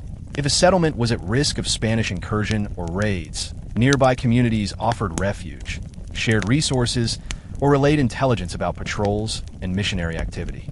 Scouts navigated the forests and riverbanks, reporting enemy movements to chiefs and Balian, enabling rapid, informed decision-making. These networks illustrate that Subanen resistance was not isolated to individual villages, but functioned as a cohesive regional system, blending social, ecological, and spiritual knowledge to maintain autonomy. The Balian remained central to this integrated approach. Beyond providing spiritual guidance during rituals and relocations, they interpreted visions, predicted potential dangers, and advised chiefs on ethical decision-making.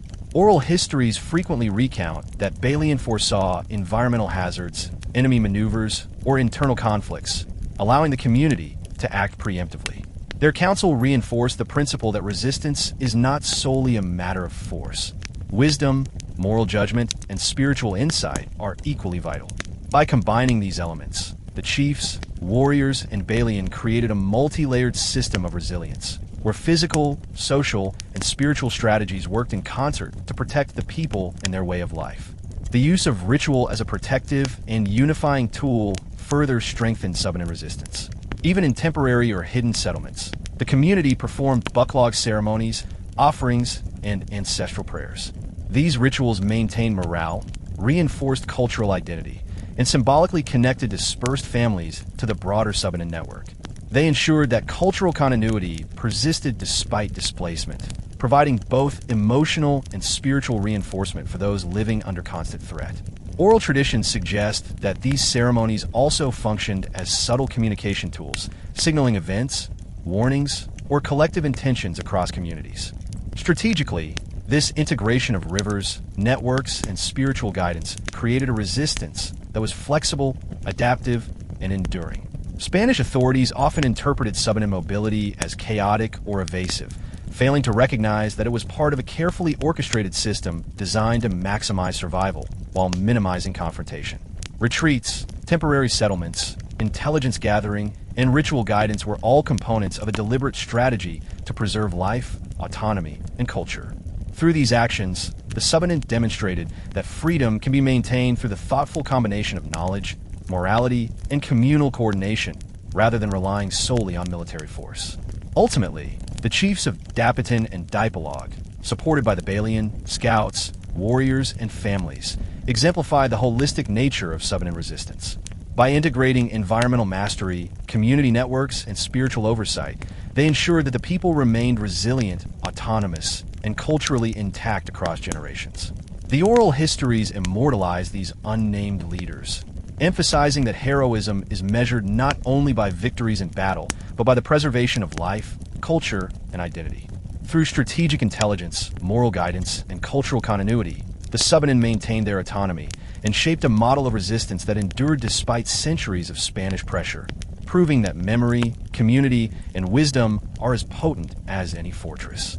In the lands of Misamis Occidental and Oriental, the Subanen faced new challenges as Spanish colonizers expanded their reach. Coastal towns like Ozamas and Iligan became fortified with stone forts, garrisons, and mission settlements. Yet the interior valleys and mountains remained bastions of Subanen autonomy. It was here that Timuay Salangsang and Timuay Lumayog emerged as iconic figures of enduring resistance, leading their people not through open confrontation, but by strategic inland migration, cultural preservation, and spiritual guidance. Their approach demonstrated a unique form of resistance, one rooted in endurance, prudence, and communal cohesion rather than immediate battlefield victory. Timuay Salangsang is remembered in oral genealogies as the chief who led his people deeper into the Malindang mountains, carefully navigating rivers, forested valleys, and hidden pathways to evade both Spanish missionaries and Moro raiders. His leadership exemplified the principle that freedom could be maintained through movement, knowledge of terrain, and the protection of life.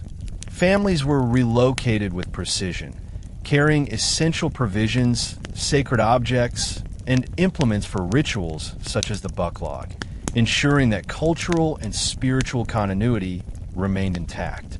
Salangsang's strategy was not reactive. It was proactive and visionary, designed to establish long-term autonomy by securing territory that was difficult for external forces to access. Timuay Lumayog, another prominent leader in Misamis, became renowned for his uncompromising stance against tribute collectors, slave raids, and external domination. Oral traditions recount that he declared his people would bow to no one, not to the Spanish crown, nor to distant sultans. His approach blended moral leadership with strategic action. Lumayog prioritized the safety of families, the integrity of rituals, and the preservation of ancestral knowledge. Warriors under his command were trained not only in combat, but in navigation, survival, and the ethical responsibilities of leadership. By combining physical skill with spiritual and moral instruction, Lumayog ensured that the community's resistance was sustainable, rooted in both practical survival and cultural resilience. Both chiefs recognized the critical role of rivers in resistance. Rivers provided water, food, and transportation, while their tributaries and hidden channels offered safe passage for families and warriors. Scouts were deployed to monitor Spanish garrisons, mission settlements, and potential raiders, relaying information to the chiefs and enabling precise decision-making. Retreats were carefully planned, sometimes spanning days or weeks, with temporary settlements established along tributaries to maintain community cohesion and ritual practice. These movements were reinforced by the spiritual oversight of Balian, who conducted secret rituals and provided guidance on settlement selection, ensuring that the people remained connected to ancestral protection even while physically displaced. The leadership of Salangsang and Lumayog also emphasized the intergenerational transmission of knowledge. Children were taught survival skills, cultural practices, and ethical principles during migrations, ensuring that each generation internalized the strategies and values of resistance.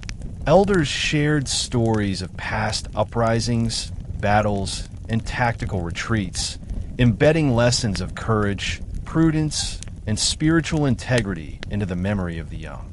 This approach ensured that resistance was not a temporary measure, but a sustainable, multi-generational endeavor, where the protection of life and culture became inseparable objectives. Through these strategies, the Subanen and Misamis preserved their autonomy for centuries, despite the construction of Spanish forts along the coast and ongoing missionary efforts. Timuay Salangsang and Timuay Lumayog exemplify a model of leadership that combines endurance, strategy, and moral authority, showing that the true measure of resistance lies not only in confrontation, but in the ability to safeguard culture, community, and identity across time.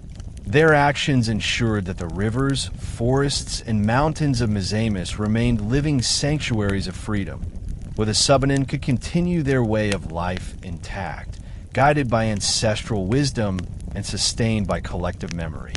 The strategies of inland migration employed by Timuay Salangsang and Timuay Lumayog demonstrate the intelligent and adaptive nature of Subanen resistance. Unlike conventional warfare, which relies on open confrontation, their methods focused on mobility, environmental mastery, and communal cohesion. Families were moved along hidden river routes and mountain trails, often under the cover of dense forests or misty valleys, making detection by Spanish forces nearly impossible. These relocations were meticulously organized.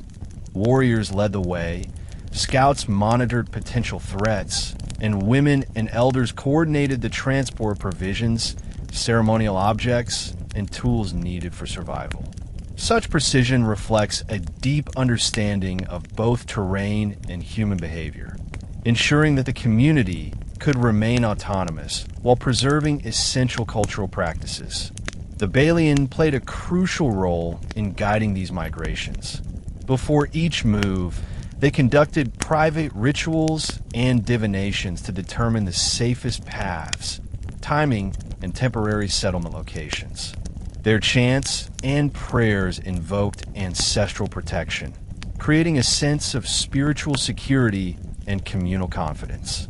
Oral traditions recount that during these migrations, the Balians' guidance often included foresight about impending threats, whether from Spanish patrols, Moro raiders, or natural hazards. This spiritual oversight ensured that every action taken by the community was aligned with both ancestral wisdom and practical strategy, reinforcing the principle that Subanen resistance was a fusion of physical, cultural, and spiritual dimensions. Temporary settlements during these migrations were carefully planned to balance security, sustainability, and cultural continuity. Locations were chosen for access to fresh water, arable land, and natural concealment, while still being suitable for performing rituals like the bucklog. Children were educated in survival skills, river navigation, and forest tracking, while elders taught stories of past resistance, heroic deeds, and the ethical responsibilities of leadership. These settlements, though temporary, became centers of cultural preservation, ensuring that traditions, rituals, and knowledge were maintained even under conditions of displacement. In this way, movement itself became a method of both survival and cultural continuity. The strategic mobility of the Subanen also allowed them to engage in selective confrontation when necessary. Scouts and warriors monitored enemy movements, coordinating ambushes or defensive actions only when conditions favored their success. This careful approach minimized casualties while maximizing the protection of families and sacred knowledge. Oral accounts highlight instances where temporary settlements were deliberately abandoned to mislead Spanish forces or Moro raiders, demonstrating that retreat was not a failure, but a calculated tactic to safeguard autonomy. These actions required precise coordination, trust, and the integration of intelligence, logistics, and spiritual guidance, illustrating the sophisticated nature of Subanen leadership and resistance. Moreover, these migrations reinforced intergenerational and community solidarity. Families traveled together, sharing resources, knowledge, and labor. Rituals conducted during transit maintained spiritual cohesion, while oral storytelling preserved collective memory and ethical instruction. Through these combined strategies, the Subanen maintained their cultural, spiritual, and social identity, ensuring that autonomy was preserved not only physically, but also morally and culturally. The leadership of Timuay Salangsang and Timuay Lumayog exemplifies the principle that resistance is sustainable only when it integrates survival, culture, and ethics, allowing communities to endure external pressures for generations. Ultimately, the inland migrations of Mizamis were more than a tactic of evasion. They were a deliberate, holistic strategy of survival and cultural preservation. By integrating environmental intelligence, community coordination, and spiritual oversight, the Subanen safeguarded their way of life against colonial encroachment. Their approach demonstrates that true autonomy depends on wisdom, foresight, and the ability to harmonize physical, moral, and cultural strategies, ensuring that even under centuries of pressure, the Subanen retained both freedom and identity. Through these actions, Mizamis became a testament to the enduring power of strategic resistance, guided by ancestral knowledge and communal responsibility. The long-term cultural and strategic legacy of Timuay Salangsang and Timuay Lumayog resonates across generations of Subanen communities. Their leadership was not merely defined by the immediate survival of families or the evasion of Spanish forces, but by the sustainable preservation of identity, spiritual practice, and cultural memory. Oral traditions emphasize that these chiefs instilled principles of prudence, courage, and ethical responsibility, demonstrating that true heroism is measured not only by confrontation, but by the ability to protect life, nurture community cohesion, and maintain ancestral knowledge. Their influence extended far beyond Mizamis, shaping the broader Subanen approach to resistance in Dapitan, Dipolog, and other interior valleys. Timuay Salangsang's inland migrations became a model for future generations, illustrating how movement, environmental mastery, and strategic retreat could serve as tools of long-term resistance. His decisions to relocate families along rivers and forest paths were guided by knowledge of terrain, water sources, and natural concealment. These relocations were carefully coordinated with warriors, scouts, and Balian, forming a sophisticated system that integrated physical survival, cultural continuity, and spiritual oversight. In essence, Salangsang transformed geography into a defensive ally, demonstrating that the land itself could be a strategic partner in resistance. Timuay Lumayog, meanwhile, reinforced the principle of moral and spiritual autonomy. His defiance against tribute collectors and external rulers highlighted that freedom was inseparable from ethical and cultural integrity. Oral histories describe his insistence that the Subanen would not bow to any external authority, emphasizing that autonomy required not only strategic skill, but uncompromising adherence to cultural and spiritual principles. His leadership created a precedent for Subanen chiefs and communities. Survival must be balanced with morality, and every decision must consider its impact on future generations. The influence of these chiefs is particularly evident in the intergenerational transmission of knowledge. As families moved inland, children learned essential survival skills alongside the principles of ethical leadership, community cohesion, and ritual practice. Elders in Balian taught river navigation, forest tracking, medicinal plant use, and strategies of tactical relocation, while simultaneously embedding the values of courage, prudence, and spiritual respect. Through this holistic education, the next generation was fully prepared to maintain autonomy, ensuring that cultural resilience became a living, practiced tradition rather than a static memory. Additionally, the legacies of Salangsang and Lumayog strengthened networks of solidarity among Subanen communities. Temporary settlements, relocation routes, and shared knowledge became part of a broader system that linked river valleys and interior forests. Families provided refuge to one another, resources were shared, and intelligence about external threats circulated efficiently. This networked approach ensured that autonomy was reinforced collectively, making it increasingly difficult for external forces to disrupt Subanen life or dismantle their cultural structures. These strategies of mobility, communication, and communal defense became guiding principles for subsequent uprisings and resistance efforts, embedding the wisdom of Salangsang and Lumayog into the cultural DNA of the Subanen. The spiritual dimension of their leadership also left an indelible mark. The Balian, who worked closely with these chiefs, maintained ritual continuity during migrations, relocations, and temporary settlements. This ensured that ancestral protection and spiritual cohesion remained intact, reinforcing morale and cultural identity even in challenging circumstances. Through these coordinated efforts, the Subanen developed a model of resistance in which spiritual guidance, practical survival, and moral responsibility were intertwined, ensuring that autonomy was preserved not only physically but ethically and culturally. Ultimately, the long-term legacy of Timuay Salangsang and Timuay Lumayog demonstrates that resistance is sustainable when it integrates wisdom, strategy, community cohesion, and spiritual guidance. The women of resistance, known as Balian, played a pivotal role in preserving Subanen culture, spiritual traditions, and autonomy. While Spanish missionaries condemned them as witches or pagans, within Subanen communities the Balian were revered as guardians of balance, ritual leaders, and transmitters of ancestral wisdom.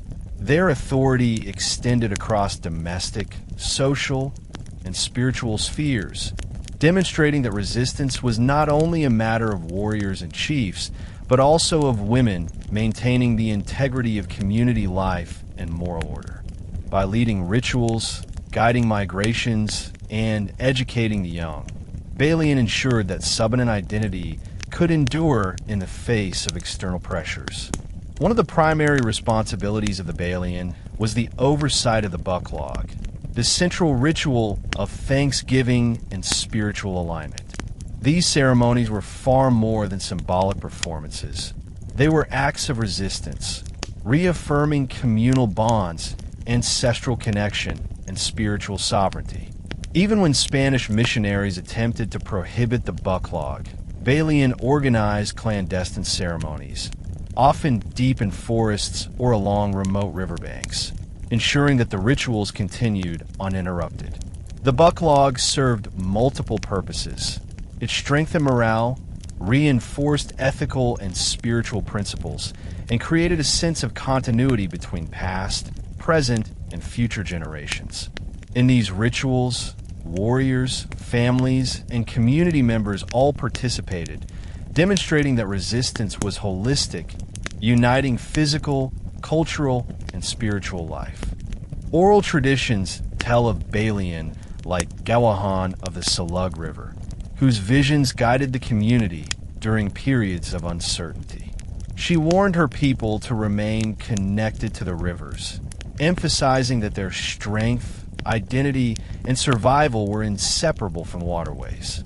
Her prophecies reinforced strategic decisions, such as where to relocate families, how to organize temporary settlements, and when to confront or evade external threats. Through these spiritual directives, Balian exercised practical influence, shaping the course of resistance and ensuring that decisions were informed by both ancestral guidance and ethical considerations.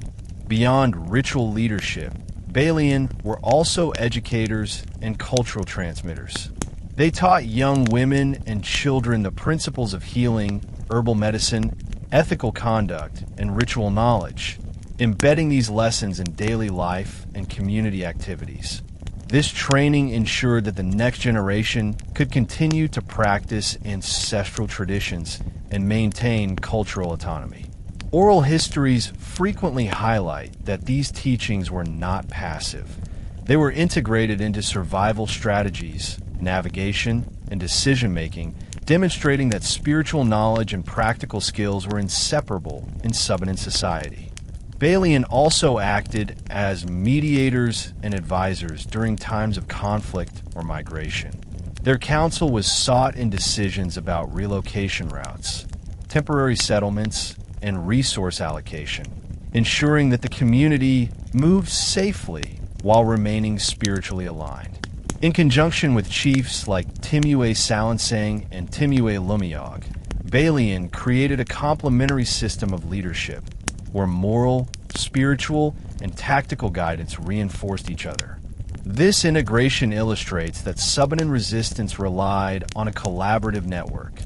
Warriors provided protection, chiefs coordinated strategy, Balian maintained spiritual integrity, and families ensured continuity of culture and subsistence. The role of Balian underscores a critical dimension of Subanen resistance. It was sustained through culture, knowledge, and spirituality, not merely by arms or battles. Their leadership maintained the moral and ethical foundation of the community, enabling it to endure centuries of Spanish encroachment without losing its identity.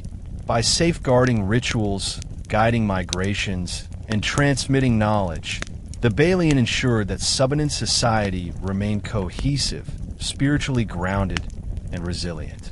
In essence, they embodied the principle that resistance is not only fought in open conflict, but also through the preservation of culture, the transmission of wisdom, and the maintenance of spiritual balance. Ultimately, the Balian were unsung heroes of Subanen history. Their influence extended across every aspect of communal life, from spiritual guidance and ritual leadership to strategic decision-making and intergenerational education.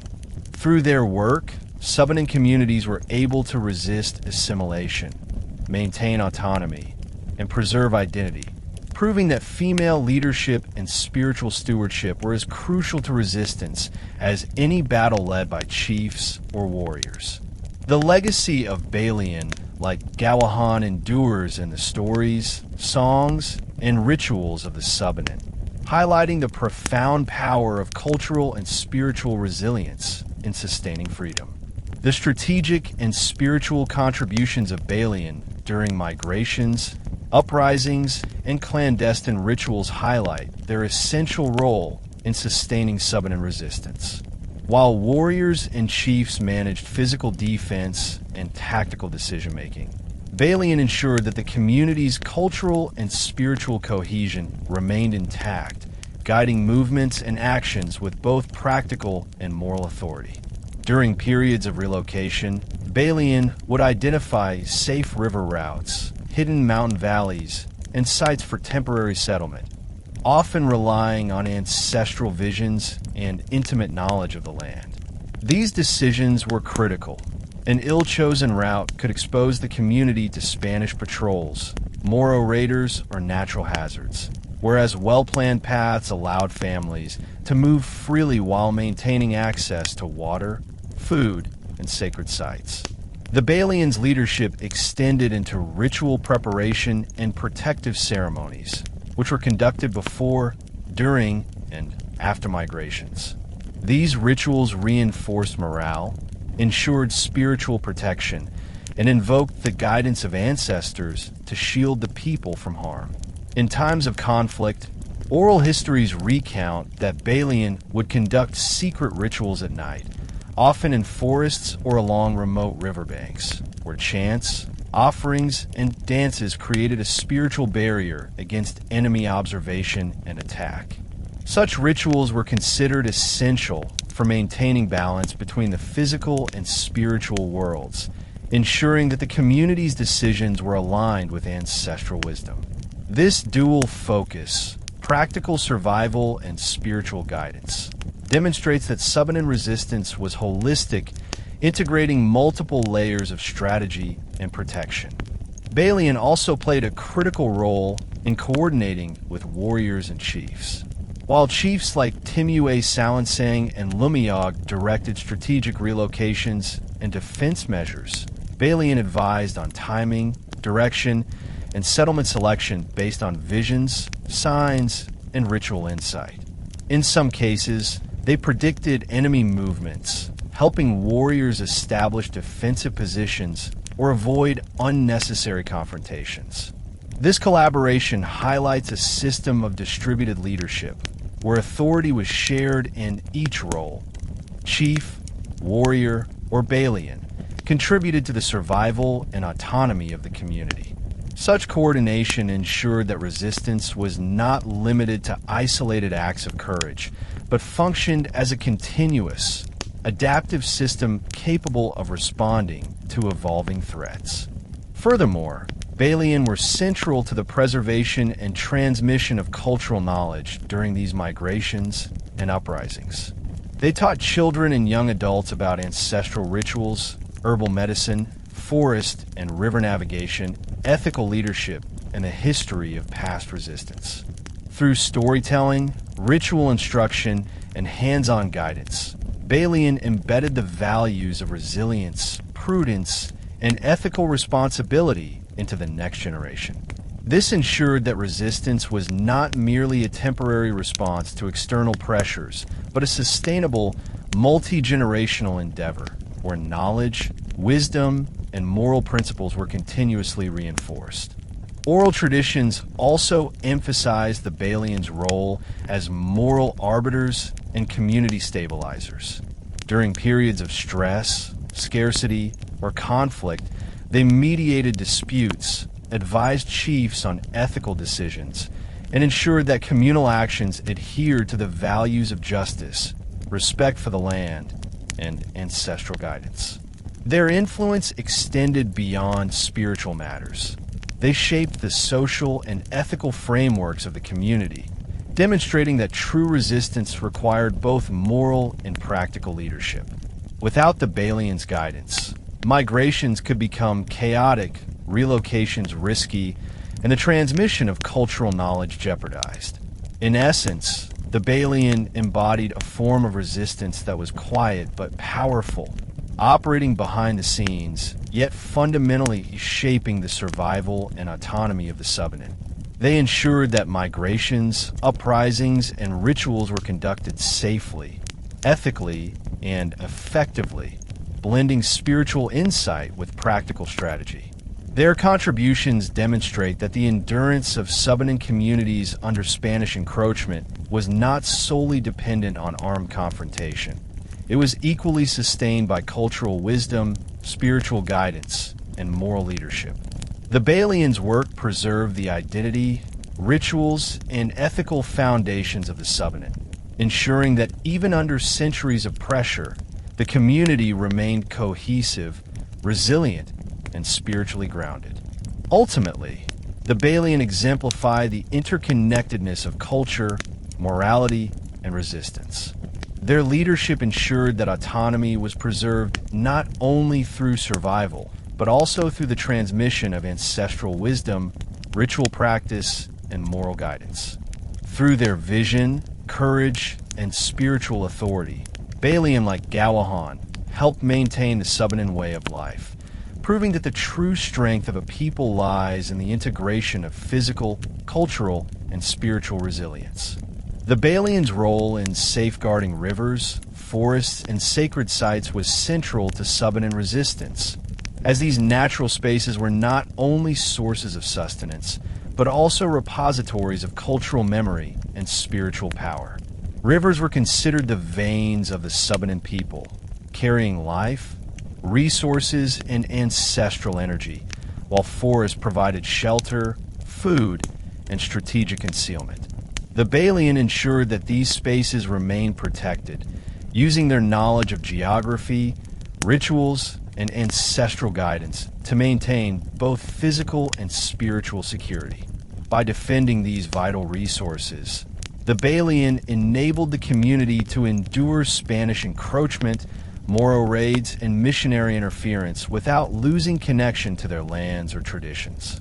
Rituals conducted along rivers and in forests served multiple purposes.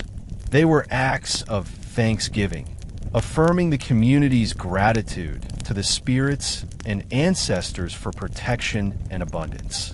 They were also acts of resistance, reinforcing communal cohesion and asserting the Subanen claim to ancestral lands. The Balian led these ceremonies, often in secrecy, to avoid detection by Spanish authorities who sought to suppress indigenous rituals. Chants, dances, and offerings created spiritual fortifications, invoking ancestral guardians to protect the people, their settlements, and the resources they depended on.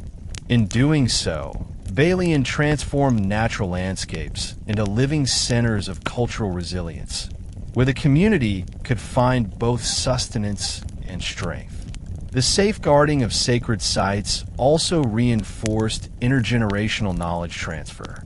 Young members of the community accompanied the Balian during rituals, learning the locations of sacred groves, hidden river routes, and important ecological landmarks. They were instructed in the ethical use of resources such as fishing, hunting, and plant gathering, ensuring that survival practices aligned with spiritual and environmental principles. Through these lessons, children internalized the understanding that autonomy depended not only on physical survival, but also on the respect and stewardship of the land, embedding values of responsibility, prudence, and reverence for ancestors into daily life. Balian also acted as guardians of cultural memory. Through stories, chants, and ritual performances, they preserved histories of past uprisings, migrations, and acts of resistance, ensuring that the deeds of chiefs like Timuay, Salangsang, Lumayog, and unnamed warriors were never forgotten. These oral traditions reinforce community identity, linking contemporary struggles to ancestral victories and instilling a sense of continuity, pride, and resilience. Even when Spanish records erased their names, Balian ensured that the heroes of resistance lived on in the collective memory and sung epics of the people. Furthermore, the Balian maintained strategic awareness of external threats, integrating intelligence gathering with ritual oversight. They could advise chiefs on the timing of migrations, the safest routes for families, and when it was prudent to retreat or stand firm. Their insights were often guided by visions or interpretations of natural signs, blending spiritual perception with practical strategy. This combination of ritual authority and tactical guidance highlights the unique power of the Balian. They were not passive spiritual figures, but active leaders in the maintenance of autonomy, capable of shaping both the cultural and material survival of the community. Through these actions, Balian demonstrated that resistance is inseparable from culture, spirituality, and ecological stewardship. By protecting rivers, forests, and sacred sites, they ensured that the Subanen could live free, maintain their rituals, and preserve their ancestral wisdom. Their work reinforced the principle that true freedom is holistic. It encompasses survival, moral integrity, cultural knowledge, and spiritual connection. The rivers and mountains of Subanen territory thus became living fortresses, defended not only by warriors, but by the vision, courage, and wisdom of Balian, whose leadership ensured that cultural memory, identity, and autonomy endured across generations. Ultimately, the Balian's legacy is a testament to the power of female leadership, spiritual authority, and cultural resilience. They safeguarded the heart of Subanen life, its rivers, forests, rituals, and sacred knowledge, ensuring that the community could survive centuries of Spanish pressure. Their role demonstrates that resistance is not only fought with spears or weapons, but also through the preservation of culture, the protection of sacred spaces, and the careful transmission of knowledge, highlighting the profound and enduring contributions of women in Subanen history. Thank you for joining us today on History Teller YT. We have explored the untold stories of the Subanen people, from the unnamed chief of Siocon, to the strategic retreats of Dapitan and Dipolog, to the visionary leadership of Timuay, Salangsang, and Lumayog, and the spiritual guidance of the Balian. We've seen how resistance is not always measured by battle alone, but by the courage to preserve culture, safeguard families, maintain rituals, and uphold moral and spiritual integrity. Today, You have learned how the Subanen navigated rivers and forests to protect their autonomy, how they carried traditions and sacred knowledge across generations, and how unnamed heroes ensured that cultural memory endured despite centuries of Spanish colonization. We've discovered that the true power of resistance lies in wisdom, community cohesion, and spiritual resilience. Lessons that continue to inspire and resonate even today. The story of the Subanen reminds us that freedom is preserved not only through force, but through culture, identity, and enduring memory. Every chief, warrior, Balian, and elder played a role in shaping a legacy that was carried in songs, oral histories, and the very land they inhabited. The rivers and mountains were their allies, and memory was their strongest fortress. If you found this story inspiring and want to learn more about untold histories, heroic figures, and remarkable cultures from around the world, make sure to subscribe to History Teller YT. Don't forget to hit the notification bell so you never miss a journey through time. Share your thoughts, your favorite moments, or any heroes you feel should be remembered in the comments below. Until next time, remember, history is not only what is written in books, it is also what is remembered, honored, and passed down. The Subanen remind us that courage, wisdom, and cultural integrity can endure across centuries.